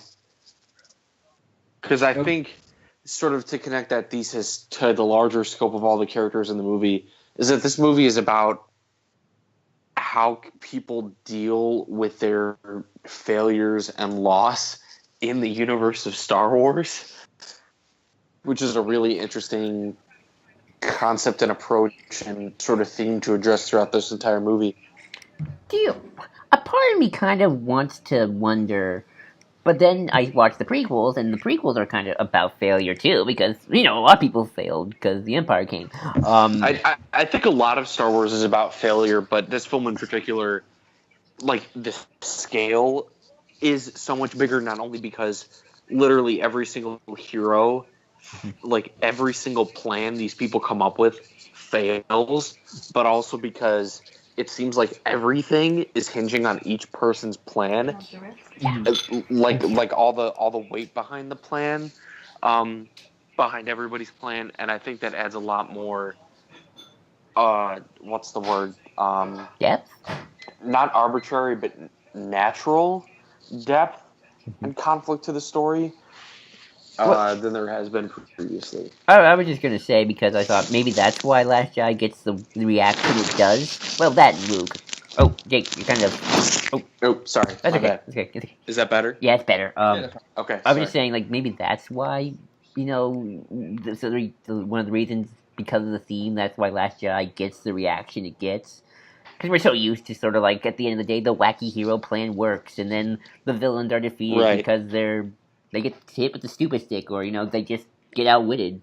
Or Right, it doesn't like, work, it gets subverted. Like, Right. Han's playing with Endor.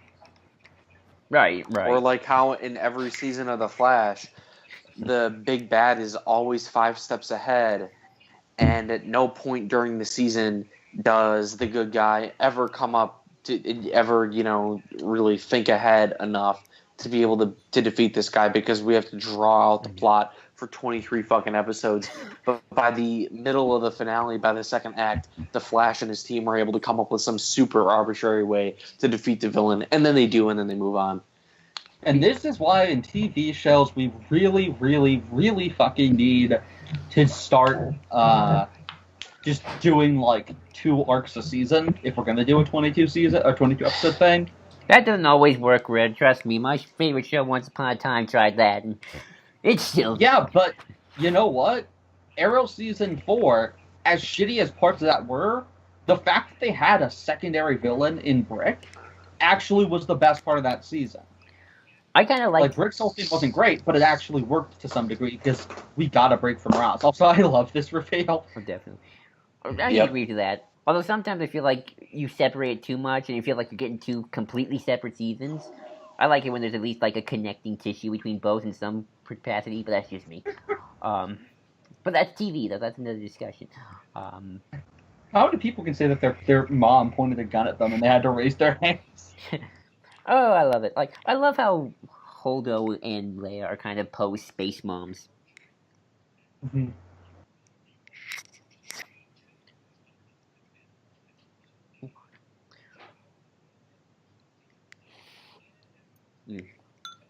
Oh, this is such a sad scene.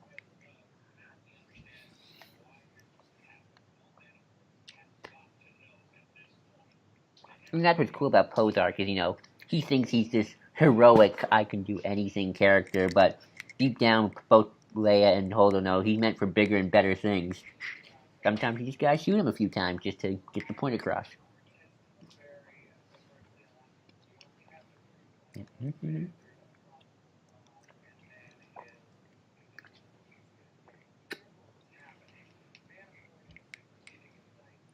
Here we go.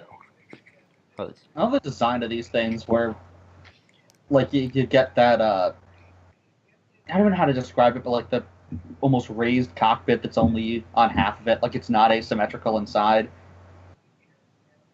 It's hard to make out unless you look at the cross section, but it's just a small little touch that I like. This might be my favorite scene in the film. Oh yeah. Oh, definitely.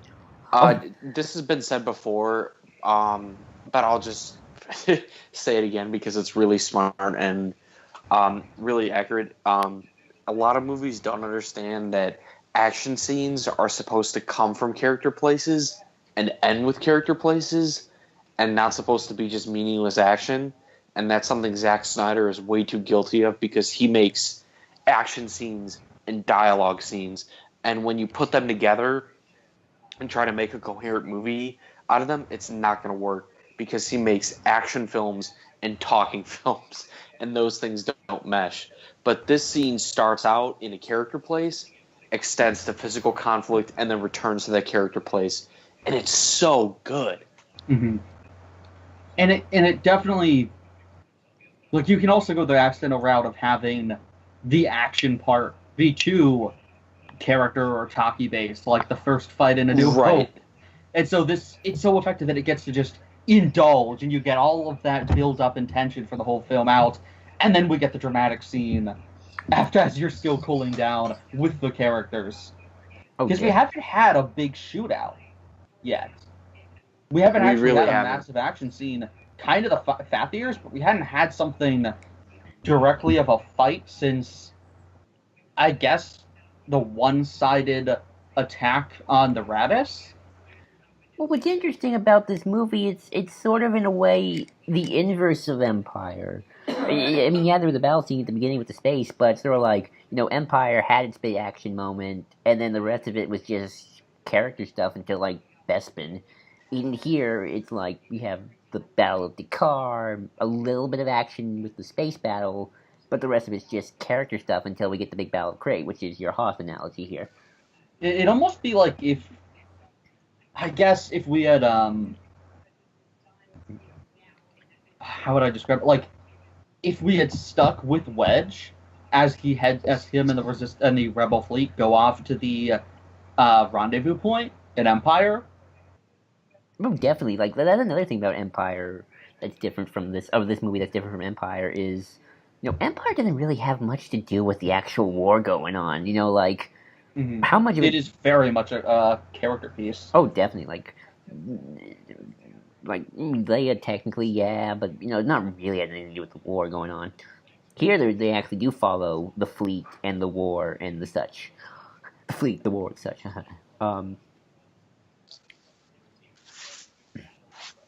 But yeah, as for the complaints about, oh, you ruined Snoke's mystery thing. Snoke was never a mystery, people. Everyone knew who he was. I mean, maybe we didn't, the audience, but the in-universe galaxy knew who Snoke was. That's not. I think we really should have never done the mystery box stuff there. It should have been a little bit more upfront because that's what happens because people think you're doing something big and epic, and I feel like some of what this film faces really does stem from some missteps with Force Awakens.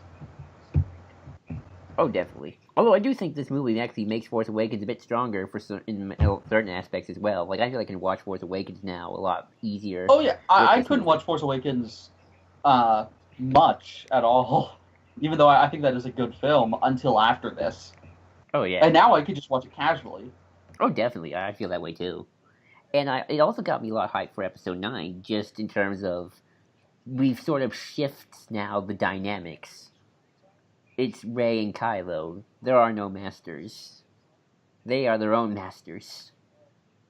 I mean, Luke can come back in the Force Ghost and help out Rey with, like, a lesson, but, Rey's gotta do the hard work herself. Oh, well, wait, also, I just remembered. Here's Phasma. I forgot about you.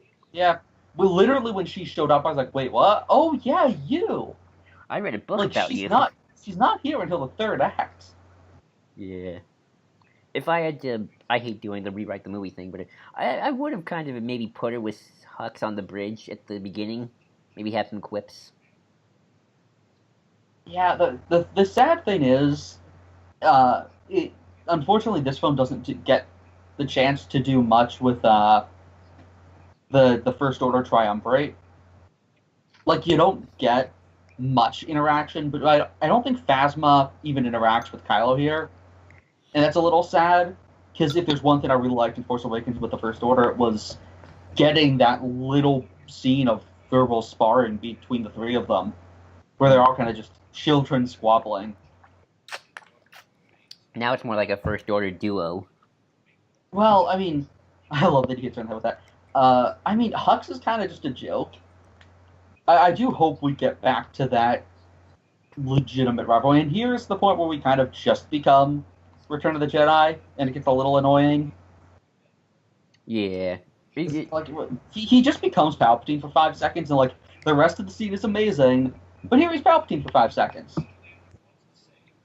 I do love this Like, shot. your better friends will be no more seen enough. And it's like, yeah, you did this already.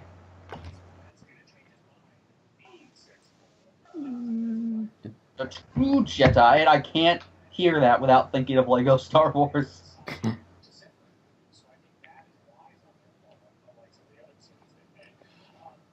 I like that the lightsaber disengages there, I just realized that is a nice confirming the nature of how a lightsaber functions, where unless you're like when you let go of one, unless you're actively holding down the activation switch with the force, it is gonna shut off.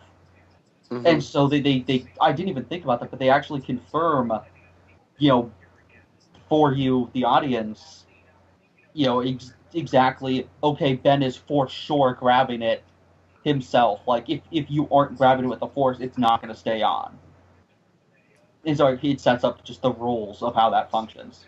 I will say though, Andy Serkis and the CGI makes Snoke way more entertaining than the page probably ever does.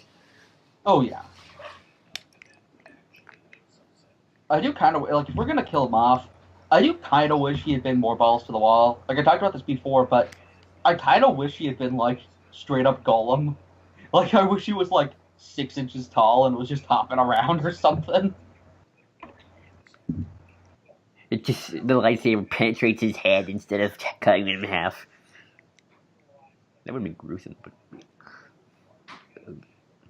I mean, I'm glad he's dead. I think it makes. I love how Luke's or Anakin's lightsaber is the one that Kylo used to kill Snoke. Mm-hmm. Great, just inherent symbolism with the lightsabers.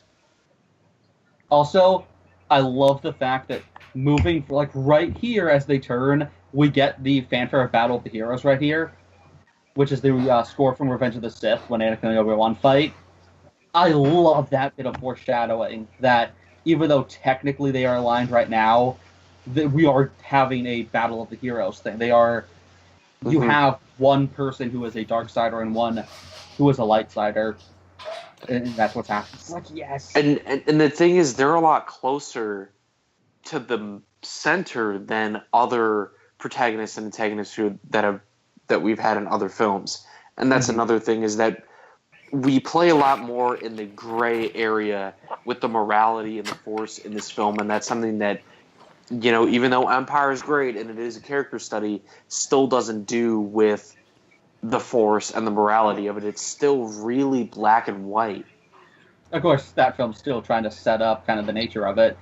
What's fair. Interesting is, to some degree, you could almost say, like to what you were saying, that here they're kind of both Anakin. Oh, sorry about that. They are both parts of Episode 3 Anakin. I was... Because he is that Especially is the depth with, of him as a hero in Revenge of the Sith. Yeah.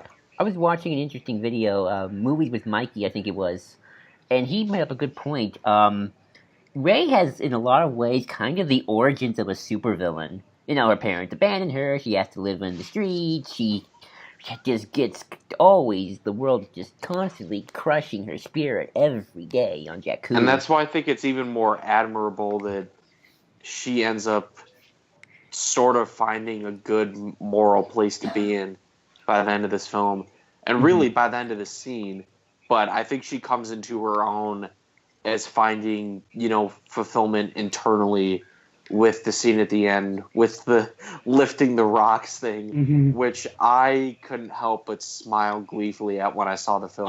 I had to stop myself from straight up, like, because as a Jedi fanboy, and everyone was predicting this is going to be all gray Jedi, and the fact that they just outright go, I will not be the last, like, man, that was great for me. Oh, definitely. Well, Kylo, on the other hand, he has more the hero's backstory. Great, heroic parents, a good life, I would assume. He comes. He comes from privilege. Yeah, he comes from privilege. He living it up. He probably has a loving family around him, supports. He's an entitled little shit. Exactly, and Rey is like, she's quote, use Batman. She's one bad day away from going nuts, but she presses on. It's funny that to some degree he almost does what Luke was going to do in one of the early drafts of Return of the Jedi. Well, we know Lawrence Kasdan helped consult this film, so maybe he gave Ryan that idea. Where he kills Vader and then puts on Vader's helmet and says, "Now I am Darth Vader," and he takes command of the Imperial fleet to sort of redeem it, and then blows up the planet that was the fill-in for Coruscant. And thank God we didn't go that route, because I don't know, having your hero commit genocide is a little dark. Maybe crosses the line. Some of Return of the Jedi's early drafts were quite something, I'll say that. Yeah. I But love I this love scene. it's so good, and the fact that like It's Revenge of the Sith. people who try and support this relationship, it's like this is so abusive. His entire attitude is essentially, "You are meaningless except for me. I am the one who gives anyone else purpose because I'm the important one. I'm the hero." Because he's a Solo and a Skywalker, you know, and I love how we're sort of taking that, you know, mindset and making it the mindset of the antagonist of the film. But because we've done so much work to humanize both Ben Solo and Rey and sort of meet them in the middle emotionally, but ethically they're on different, you know, fields, because as soon as this fight is over, she gives him Anakin's lightsaber so he can save himself, but then she takes it back here because her first priority is saving the Resistance, and his is taking over everything and leading by force again. So even though these two characters are connected emotionally, ethically, they're still, you know, on opposite ends of the spectrum. And I think that's the great thing that they nailed here, that there's so many, you know, levels of nuance with the conflict between these characters that has really never been there, at least in a Star Wars film before. It's so deep and it's so layered, and I love that. First off, Jake, I just want to say... Oh, sorry, Brad. You want to make a point? It's interesting that, you know, it kind of goes back to that fascist roots with a character like Kylo, that for him it's like he sees the heroics that Anakin did in the Clone Wars and all the big epic stuff that Luke did, and his interpretation of that is they were powerful and the superior bloodline, and that's why they were important. Mm-hmm. Not the reason Anakin was a hero in the Clone Wars was he saved people. Luke, you know, blew up the Death Star and did great things. That's why he's a hero, not because he had all the power. Like, he watched he's the asshole fans who watched the original trilogy and the prequels and didn't get the point. Yeah, exactly. And that's what's so great about it, is there's so much real-world irony to it that I think makes the conclusions the good characters come to mean so much more to me, as somebody who's hated those sort of general, you know, things about Star Wars previously. Definitely. First off, Jake, very proud that you keep calling it Anakin's lightsaber. I know a lot of people Well, it's Rey's now. Well, it's no one's now because it's two. Well, that's true, but I'm just saying a lot of people get miffed, like, that's, especially, like, a lot of people really like the prequels, like, that's Anakin's lightsaber. Well, it's always been Anakin's lightsaber, but sort of, like, so associated with Luke. And also, second to your point about the humanizations thing, that's definitely something, like, me and Red had a big talk about this when we did a review about the Thrawn book, about nuanced villains in Star Wars, and how Star Wars, like you said, Jake, is kind of not built on nuance. Like, in the original trilogy, Vader's kind of the closest thing to that kind of nuance, but that's only by Jedi. Well, and even then, you could argue Empire, and even then, the nuance in there is he's super bad, but again, arbitrarily, Luke, quote unquote, senses good in him magically through the Force, and is able to turn him because of their familial connection. To some degree, though, I think there's an argument to be made for, you know, not only, you know, agreeing that's Rey's entire motive with Kylo, is she can sense that there is good in him, but also the fact that Vader does kind of continuously come up with excuses to not kill Luke. Like, Luke, that's fair as well. Luke can tell that there is that Vader is kind of contriving reasons not to kill him. That there is some sense of someone who wants to, you know, the way Lucas always talked about the dark side was that it's unnatural. What was that? It was like an addiction. That, you know, for Vader, he could see what he was doing was evil. It just didn't fucking matter to him anymore. He was just kind of done. Like, you know, he knew, oh yeah, I'm a complete bastard. I'm just going to keep doing this because it's an addiction. It's, you know, you get kicks from killing people using the dark side. Yeah. It's all he has left. And so Luke could kind of see that and gave him kind of the chance to not be that. And so evil about the Padme stuff. I really like the fact that with it, it kind of becomes recontextualized almost with seeing Luke dying and the fact that, last time he saw Padme, he was freaking choking her out. And now he has the chance to fix that. He has something he cares about again, and Luke gives him that. But he had no reason to fight for anything or care for anything. He just was completely empty. Like, he hated Palpatine. I mean, in Revenge of the Sith, he even talks about to Padme about him planning to kill Palpatine eventually, but he just kind of gives up on that. He has no ambitions to do anything. Right, and the prequels also Yeah. contextualize why Anakin fell in the first place. Like, you can understand. Well, I don't want to say understand. You kind of can understand why to a certain extent. Like, he wanted to save the one he loved. It's a selfish love, but it's still a love, and it's sort of like, you can. I mean, you can kind of see that. Like, I would never, sell my soul to the devil. But when your loved ones are in trouble, especially people very close for you, you kind of do have these moments of like, maybe I will sell my soul to the devil to save this person, even though it's gonna bite me in the butt, which it did with Anakin. And I've always said with that, if you reversed some of that, it could work so much better. If he kills the Separatist Council in cold blood before he kills the younglings. Oh yeah, because that makes total sense that he would do that, because they, tried to kill murdered. Padme too. Yeah, like the Separatists, did all these horrible things, and he's been fighting this war for so long that he kind of just needs to keep fighting. Right. He needs to kill someone. And Right. so, for him, it's kind of, everyone has let him down. He's given up all of this, and the Jedi let him down. What does he walk in on? He sees Mace planning to execute someone. And while obviously I don't think Anakin's stuff was executed perfectly, I really like that idea that that's part of where Anakin's frustration comes from. That all of this shit they've went through, and the fact that they've suffered so much during this war because they were refusing to cross certain lines, and then here they are about to execute someone. And it just kind of feels completely unfair to him. And that makes Kylo's Fall Dark even worse, because his just comes off as like, I'm bratty. Nobody understands me, man.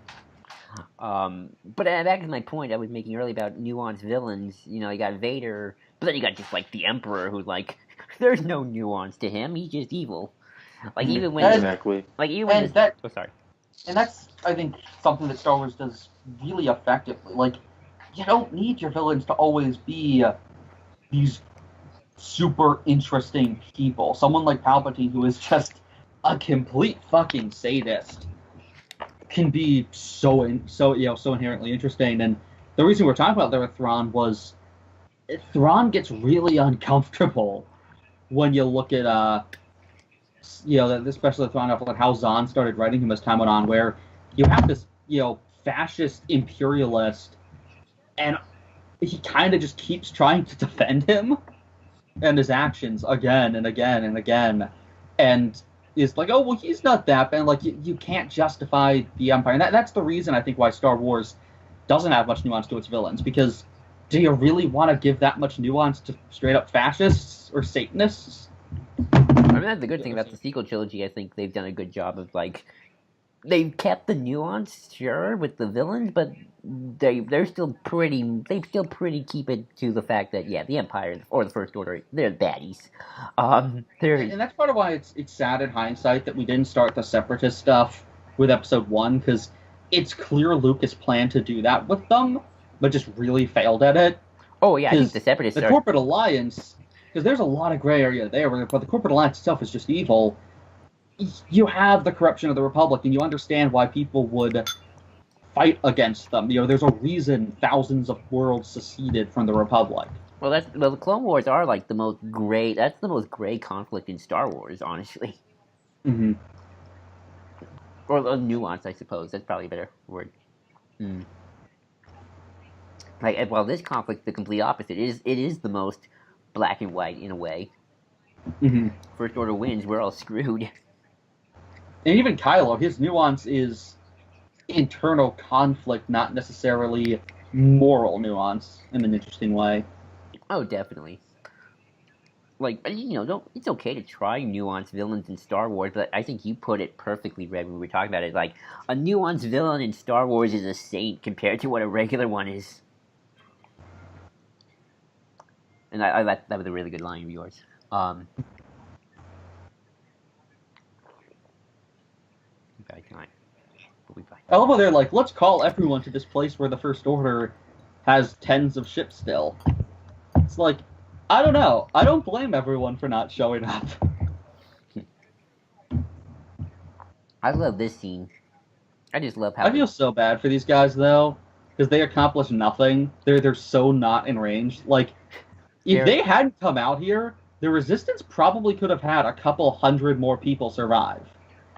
They wouldn't have had 13 people survive. They probably could have had like 100. All of these guys didn't have to die. Hey, Gareth Edwards. What's up? But yeah, these guys didn't have to die. Gareth Edwards didn't have to die. Well, he might have gotten to the Falcon. You don't know. Maybe his character did. Maybe he did. We can only hope. Maybe Gareth Edwards still lives in the Star Wars universe.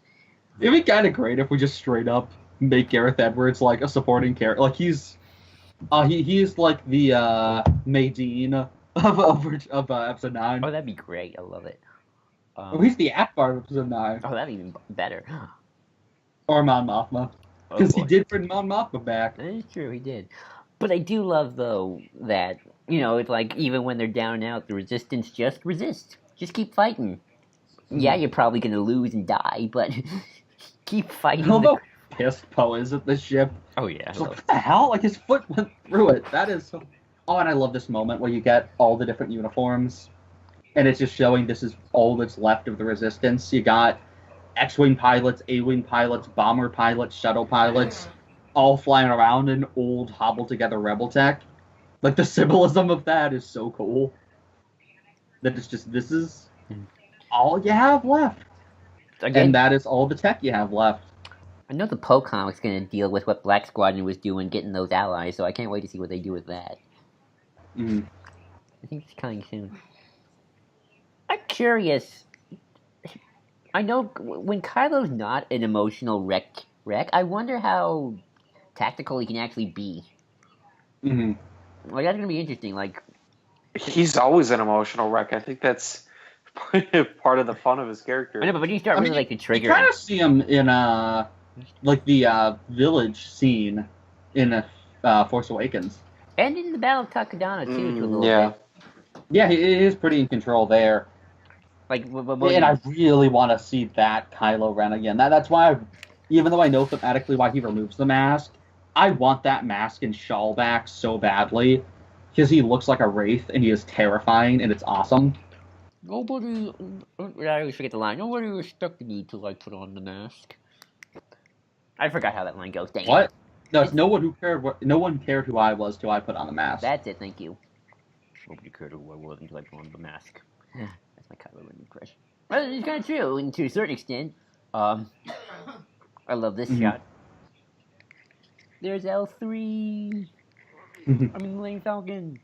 I love the fact that we keep getting the, or we get a little bit of a bump, bump, bump, bump, bump, bump, bump, bump, which of course for Solo uses again and even better. I love how Rey just has embraced the Falcon. Mm-hmm. And you see that he diverts the entire damn. They could have taken down Poe. But he had to indulge himself. Oh, damn, that's a lot of ties. They really did a lot. Dun, dun, dun, dun. But they hate that ship. Oh yeah.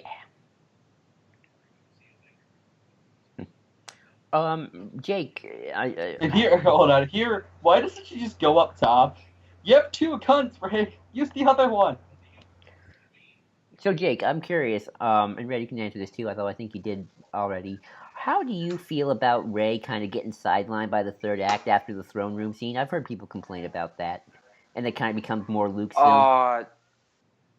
I would say it's less of a sidelining and her falling into her role as a Jedi because she no longer needs the external validation in order to act. We're past that. She's acting now. You know what I mean? Yeah. It's just more a matter of we don't see her again. From here, we don't see her again until she lifts the rocks. Like the thing is, Yes. it's because they had a deleted scene that they cut out because it didn't fit at all. Because there's a scene where when they're blasting at where Luke is, her and Chewie fly kind of nearby, and she's like, "Oh, let's go somewhere else. Let's go somewhere else." And it's like, really? Comedic moment there? That doesn't really fit. Yeah, that's fair. I mean, I love Rey, and I understand the complaint of we're not getting enough of her because she's one of the probably the most important of the three characters, the Trinity of Finn, Poe, and Rey, because she's like the Jedi, and that's to me at least what got me into Star Wars when I was younger is the powers and stuff, not the actual characters. But to be honest, I don't know if I need any more of her because she's already doing what she's supposed to be doing, acting in the capacity that she, best knows. And so it's time for the other characters, specifically Luke and Leia and Kylo, to sort of have their moment of resolution or at least conclusion of their arcs for this film. Sure, I think there is still a place to, throw in an insert shot here and there. She That's does fair. kind of disappear. Like, I don't think people are really complaining that it's a massive problem. Just, I know some people. Sometimes character, should at least be, you should maybe go for like 7 minutes without your character showing up at all. Which again, they had a plan for that, but they had to cut it because it really didn't fit. It would have been nice if they maybe had a, just scene of them landing or something instead of the joke. Wow, that CGI of Poe running there is really fucking bad. God, I just noticed that. That was terrible. Of the ski speeder? Of Poe running out of it and running into the ditch. Man, the rest of it looks great, but... In what way? And Finn running... I don't know, it looked too disjointed. I mean, the background's there, though. A lot of that, him, skidding into the ditch, was shot. Man, I don't know what it is. Maybe I just need to go back and rewatch it. That was one of the first set photos we got, was him sliding. Of course, the ski speeder was added in later, but we were like, wait, what's Poe? It's just badass action Poe. Awesome. By the way, Jake, if you like Star Wars just for the powers, you should get Jedi Outcast and Jedi Academy on Steam on your computer. That's Jedi power battles. That too. It's like a Star Wars fighting game, not a straight up Star Wars fighting game like Terras Kasi, which sucked. But yeah, I love it. He's like, okay, we're gonna enter in, and then he just sends them all back because he wants to do it himself. I'm curious. Do you think Kylo knows Leia's in there? That's the question, isn't it? I mean,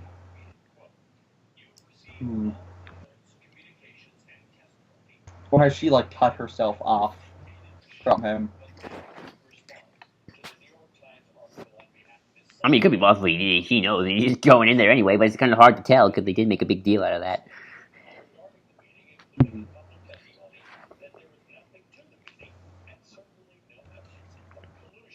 Here it comes. This is a great scene. I'll say this though, I got so confused because I thought, how the heck did Luke get here so quickly? And as soon as I saw him with the haircut.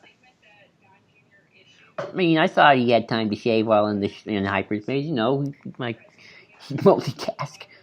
It's not as egregious as Rogue One, where Cassian goes through 8. He gets a buzz cut, and then he shaves his hair to a buzz cut, and then the next scene he has even more hair than he did at any other point in the movie.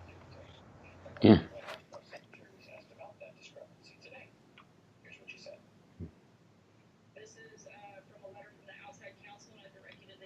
I guess he could have, dyed his beard. Yeah. And had spare robes. I hope he has spare robes. Otherwise, those other ones must stink. Well, he's around water. I'm sure he does some sort of form of laundry. Oh yeah, and we did see the caretakers doing laundry actually. I want to see like Luke's just domestic life.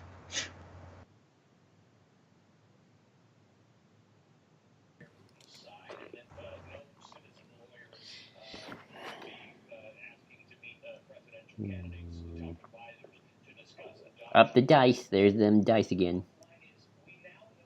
Yeah, the thing that would be a little bit more significant if we had the insert shot from Force Awakens.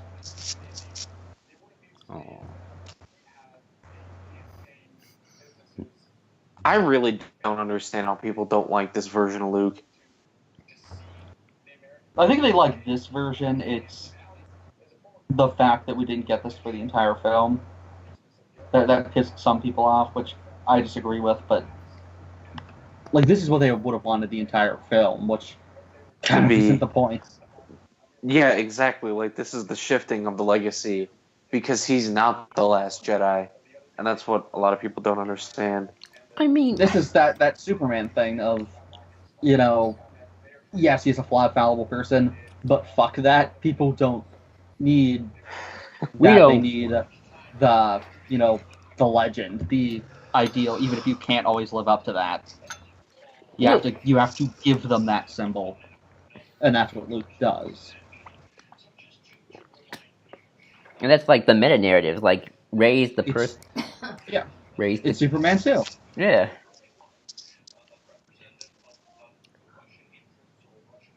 I mean, I guess a reverse Dark Knight. Kind of. I love the Gorilla Walkers.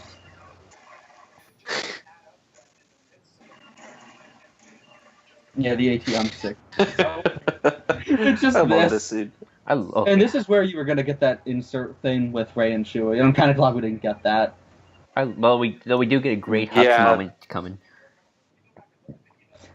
And yeah, you see, he's just wasting all. Like, they could have sent troops in already after them, but instead, he's so like they're all just standing there. I love this moment. But he's so obsessed. He's so absolutely focused that he won't even listen to Hux. Hux has to make an executive decision here. I mean, to some extent, I understand, especially if you didn't read the EU but just watch the movie, then the last thing you see is Luke, Han, Leia all happy doing the yub nub. And then we can finish this. Like, why didn't you start that earlier? That's true. Sorry. Poor Peavy. He's just sitting there as these two bicker. Oh, I hope he's a 9. I want him out of any character. He'll be the Pia. We all Oh, I hope so. Brush the dirt off his shoulder. Oh my god. And I love the fact that it's not actually there. And in the theater, I thought that was just an air. And then we get the thing. I'm like, oh. Like, I picked up on every single intentional inconsistency and just thought it was that I was just high.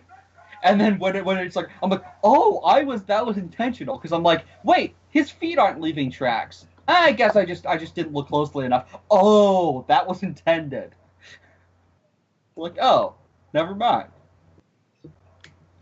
And Luke's about to have some really good dialogue here. I love all these lines. Really, really good.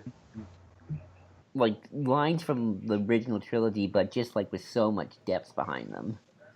So some of these people in the back don't show up on the Falcon later. Maybe they're in... I wonder if they made it out, or if they fell down a mine shaft while they escaped. I do like that we have this little moment here with Finn and Poe, where because Finn has accepted his identity as a rebel, he's ready to go and help Luke right away, and because Poe has become a leader, he has to hold him back. And I just wish that we had gotten a small moment of Rey with that, but I don't know. I mean, I guess we had that before that and after that. It would have been cool with the rocks.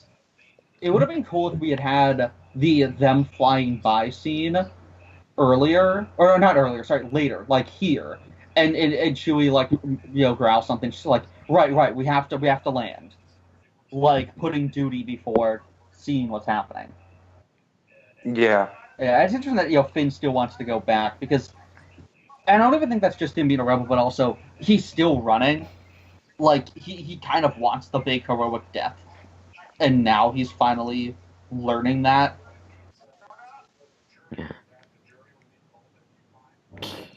Poor 3PO. I like the fact that he tries to be nice to 3PO.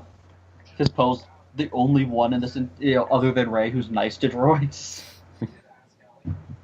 Well, I guess Lando. Of course. Very nice to them. Oh, yeah. Ice wolves. You gotta love how nature just helps out the good guys. Very. And Poe literally says, "Follow me." Oh my god. And I love this moment. What are you looking at me for? He's the next generation, people. And I love her smile too. Oh my god. Like yeah, she's lost one son, but she has a better one. Yeah. She upgraded. Exactly. My only thing here is I really wish Chewie was in the captain's seat. I think that'd be a nice touch. That's maybe Chewie just really likes that seat. Like it's a coping mechanism. Like, no, this is my seat. It's so sweaty that no one wants to sit on it. Though Leia is in it, I think, in Empire. Don't they put Chewie in the captain's seat in the Poe Dameron comic? Yeah, and Nine Nub is his co-pilot because he was Lando's co-pilot, and they do a fist bump, and it is the coolest damn thing. Because it's the freaking sidekick Falcon fist bump. Sweet.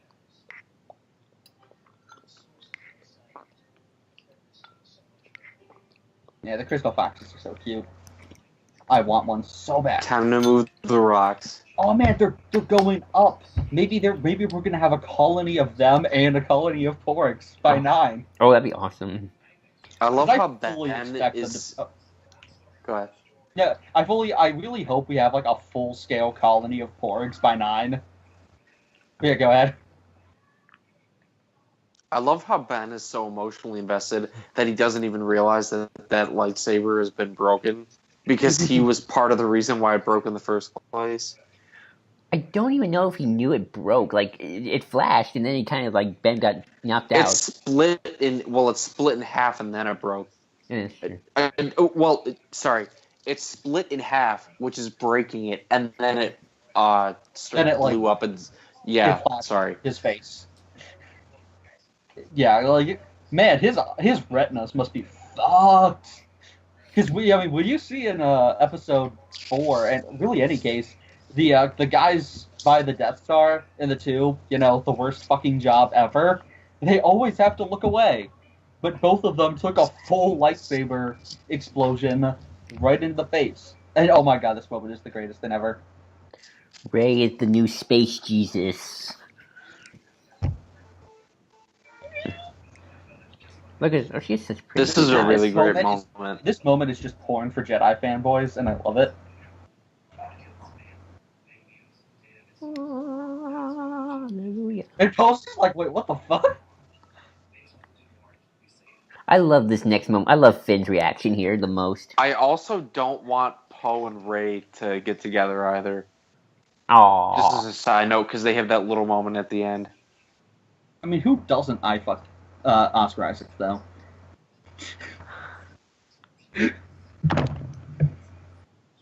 don't know. I think that'd be fine. I prefer Poe and just Baba, who's from Force Awakens and is in the Poe comic. Oh, I love this line coming up right now. This is probably my favorite line. It's like Obi-Wan's line in New Hope. Where it's a little more oomph. Ooh. Well, yeah, because he still sees him as... he's talking to evil Ben, while Obi-Wan didn't see Vader as evil Anakin. He saw him as a completely different being because he couldn't emotionally deal with it. Right. Well, originally because they were two separate people, but yeah. Yeah, well, which is the tragedy of Obi-Wan's whole thing there. Luke still sees Ben as family, like. Yeah. And I do like that's why we take off the mask for thematic reasons. Like you see what you get. You see this. You see this human being, not just this faithless monster. I mean, he's a monster, but there's a man behind. Not some monster in a mask. Is yes, that's a better one. Yeah. I love how he's in his Jedi robe still. That's a good line too. Like he's projecting the like Jedi action hero while he is actually wearing the like more religious robes. Right. I didn't even think of that till right now. Well, he's trying to give the people. Luke is basically giving the people what they want. The Jedi hero that everybody, that little kids always talk about in Legends, and how Rey always talks about when she's gushing about Luke and what she thinks it is. Mm-hmm. When you said Legends, you meant Legends of Luke Skywalker, right? Right. Yeah, that's the confusing thing when we say Legends. You know, speaking of Legends, you know what'd be kind of cool is that if they do what they did in Solo and kind of like almost have the Legend stories be like tall tales, like you know, like if a comic or a movie or something or a TV show, they're talking about Luke Skywalker and like, hey, you remember? I heard Luke Skywalker fought these creatures called the Dark Mist. Like there was this Dark Mist crisis. We kind of have that. I mean, we've even recanonized like changes. Like, there's a whole thing in a certain point of view where they have like one particular character, like doctor footage of the Death Star blowing up that looks completely different. Oh yeah, and it's a description of the original Death Star explosion. So like, the binary sunset. love it. It's just so good. And we now have had, 3 films to play with that. Well, I mean, obviously, like, several more than that, but the fact that that is, really the first time we got a great look at Luke in 3 and in 4. He's born. Oh, I love this shot too. He's born on a binary. He sees his binary sunset when he's a baby, and that's one of the last things he sees when he dies. And I'm so glad Ryan confirmed that this was intentionally an Anakin callback. I love Hux's expression here. Like, I might have gotten down in this episode, but just wait for the sequel. I'm coming back. Yeah. Hux is coming back. It'd be kind of interesting if Hux gets his shit together. Like, that this is what that is. He's realizing that, like, oh, he's this guy. Okay, so there are more. Maybe that last guy to go in was Ryan. Or not Ryan, Gareth. Hopefully, yeah. Maybe there were more, because it's a little depressing if all of those 100 soldiers get killed because nothing. Also, again, because I love the conflict in this film, and I love how close we brought these characters together, I like that Rey is the one who closes the door on Ben. Mm-hmm. That she's the one who shuts him out. Oh, I like this scene. Just, everyone get... Oh. And okay, so there are... Oh, wait, no, I thought that was the same room. There's probably, like, people heading out into the thingamajig. Or Lando's ex-cape room. Yeah, exactly. They're in the cape room. That's where everyone is going to have to sleep now. Okay, you haven't watched Solo yet, have you, Jake? No, I haven't. Lando has a whole room dedicated to capes. It's amazing. Well, we talked over it. Sorry. And so, yeah, they're going to have that. And we talked over this, but Rey has the books. Mm-hmm. Yeah. And Chewie and Leia hug. Just fuck that shit from Force Awakens. I love this ending. Mm-hmm. We have everything we need. I wonder if they're going to use that same kyber crystal. Isn't it broken, though? Well, I guess you could... That's the thing. Look, I thought that in the theater, but looking at it, it doesn't look completely broken. It almost seems like the saber itself tore. I mean, Kylo's crystal is, interestingly enough, shattered. I mean, Rey is a scavenger, so she kind of knows how to tinker and make makeshift stuff.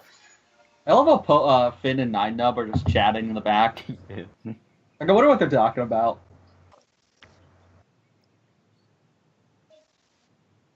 Luke Skywalker. It's just like we just cut back in Nine Nub's like, the aristocrats. Exactly. Also, back to Luke one more time, this at the end of the movie, they confirm, like, Luke Skywalker is still inspiration to everybody. Like, I feel some people think at the end of this movie, Luke Skywalker's a loser. Like, nah, he's still the hero everyone loves. Yeah, I mean, nobody knows why he left. I mean, nobody's talking about Rey at the end of the scene. They're talking about Luke. I mean, Poe is, but yeah, Right, yeah. I mean, yeah, but these within the kids, Resistance, the children. I mean, these kids. yeah. And I wonder what the hell that was, because that couldn't have been the Falcon.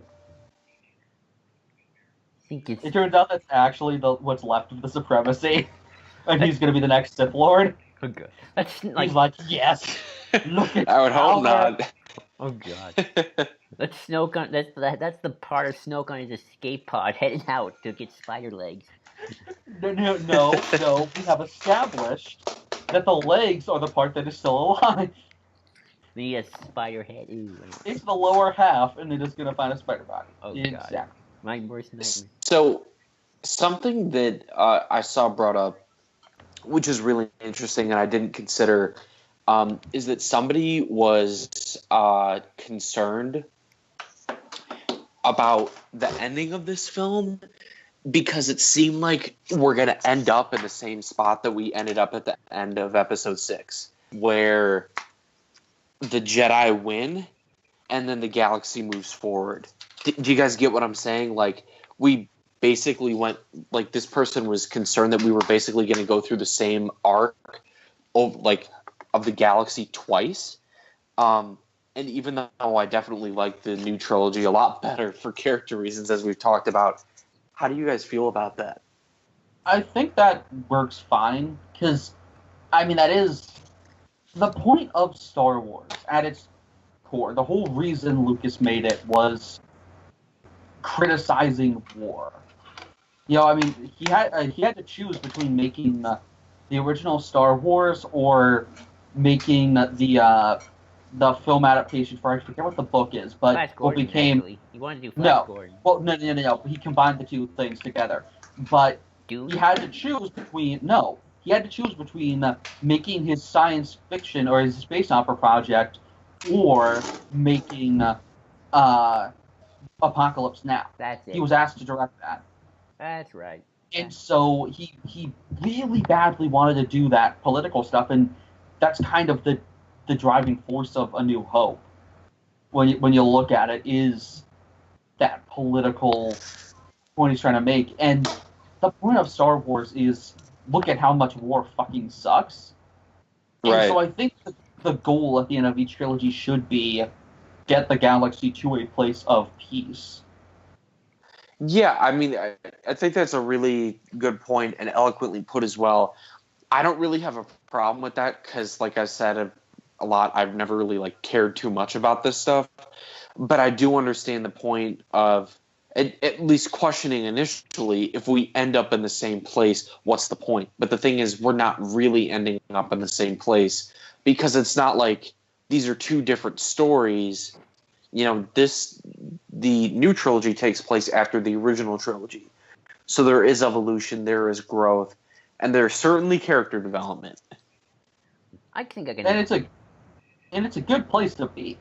Oh yeah, I think I can Right. understand in terms of episode 10 starts out. Rey has vanished. Finn is running away. Poe is leading a band of resistance against the I don't know, the second order, because the first order's dead now. It's the second, and then the third, and then the fourth. We're just gonna up the numbers each time. And then Rey's kid is gonna be the bad guy and all that stuff. But no, I get it. But I think it works. What's interesting because it's owned by Disney, and because we when Jedi was made, Lucas was like, okay, I'm done with Star Wars. Until I wasn't done with Star Wars. With here, it's like we're getting Star Wars forever now. They have a chance of doing Episode 10, not 30 years later. They can do it, with those guys still young, and they can kind of continue. It would almost become like what the EU post-Jedi was when we were making young Han, Luke, Leia stories, and not 30 years later Han, Luke, Leia stories where they're very, very, very old. Yeah. So we can kind of see more of a progression if they want to go that route. So yeah, we're just watching the credits at this point, but still a great movie. Still love it. Jake, I hope the second time was still as good as your first, since the theaters. It was, and to be honest, because of the way that you guys were explaining the way that things work sort of thematically and on a character level in the original trilogy, I'm probably being too harsh on it. Even though I still don't like some of that stuff, I think that the explanations that you guys gave sort of opened me up to what's there. And, if something is there, I need to not ignore it and give credit for it being there. I still think that The Last Jedi is the best Star Wars movie ever made, but maybe the original trilogy isn't as bad on a character development level as I was making it out to be when we started this discussion commentary podcast. I mean, hey, I'd be happy to later down the line do a original trilogy commentary with you. Sometimes you gotta get it with the right mindset and with the right people. Right. I can definitely understand why you might like this more than the original trilogy. There's definitely the original trilogy is still a product of its times, and while it's still good and there's thematic stuff, it's still there's still some 70s and 80s stuff in there. The hair, for sure. Oh, and the beards, the beards. Oh, yeah. Gotta love them beards. Or the mustaches for episode 4. Or the Biggs got, Biggs, he got a 70s mustache. That's total 70s mustache. They just run with that in Rogue One. Oh, yeah, I love how Rogue One just Everyone's embraces hair it. in Rogue One is just 70s, and it's great. Oh, I love it. They really do good on the aesthetic. But, And Solo is 80s. Oh, definitely. Yeah, well, yeah, there's definitely a lot of 80s in Solo. But yeah, so everybody, I hope you enjoyed this Last Jedi commentary. We're just going through the credits, so you don't have to finish the credits with us. Until then, I'll see you next time with another, whatever we do next. So, later.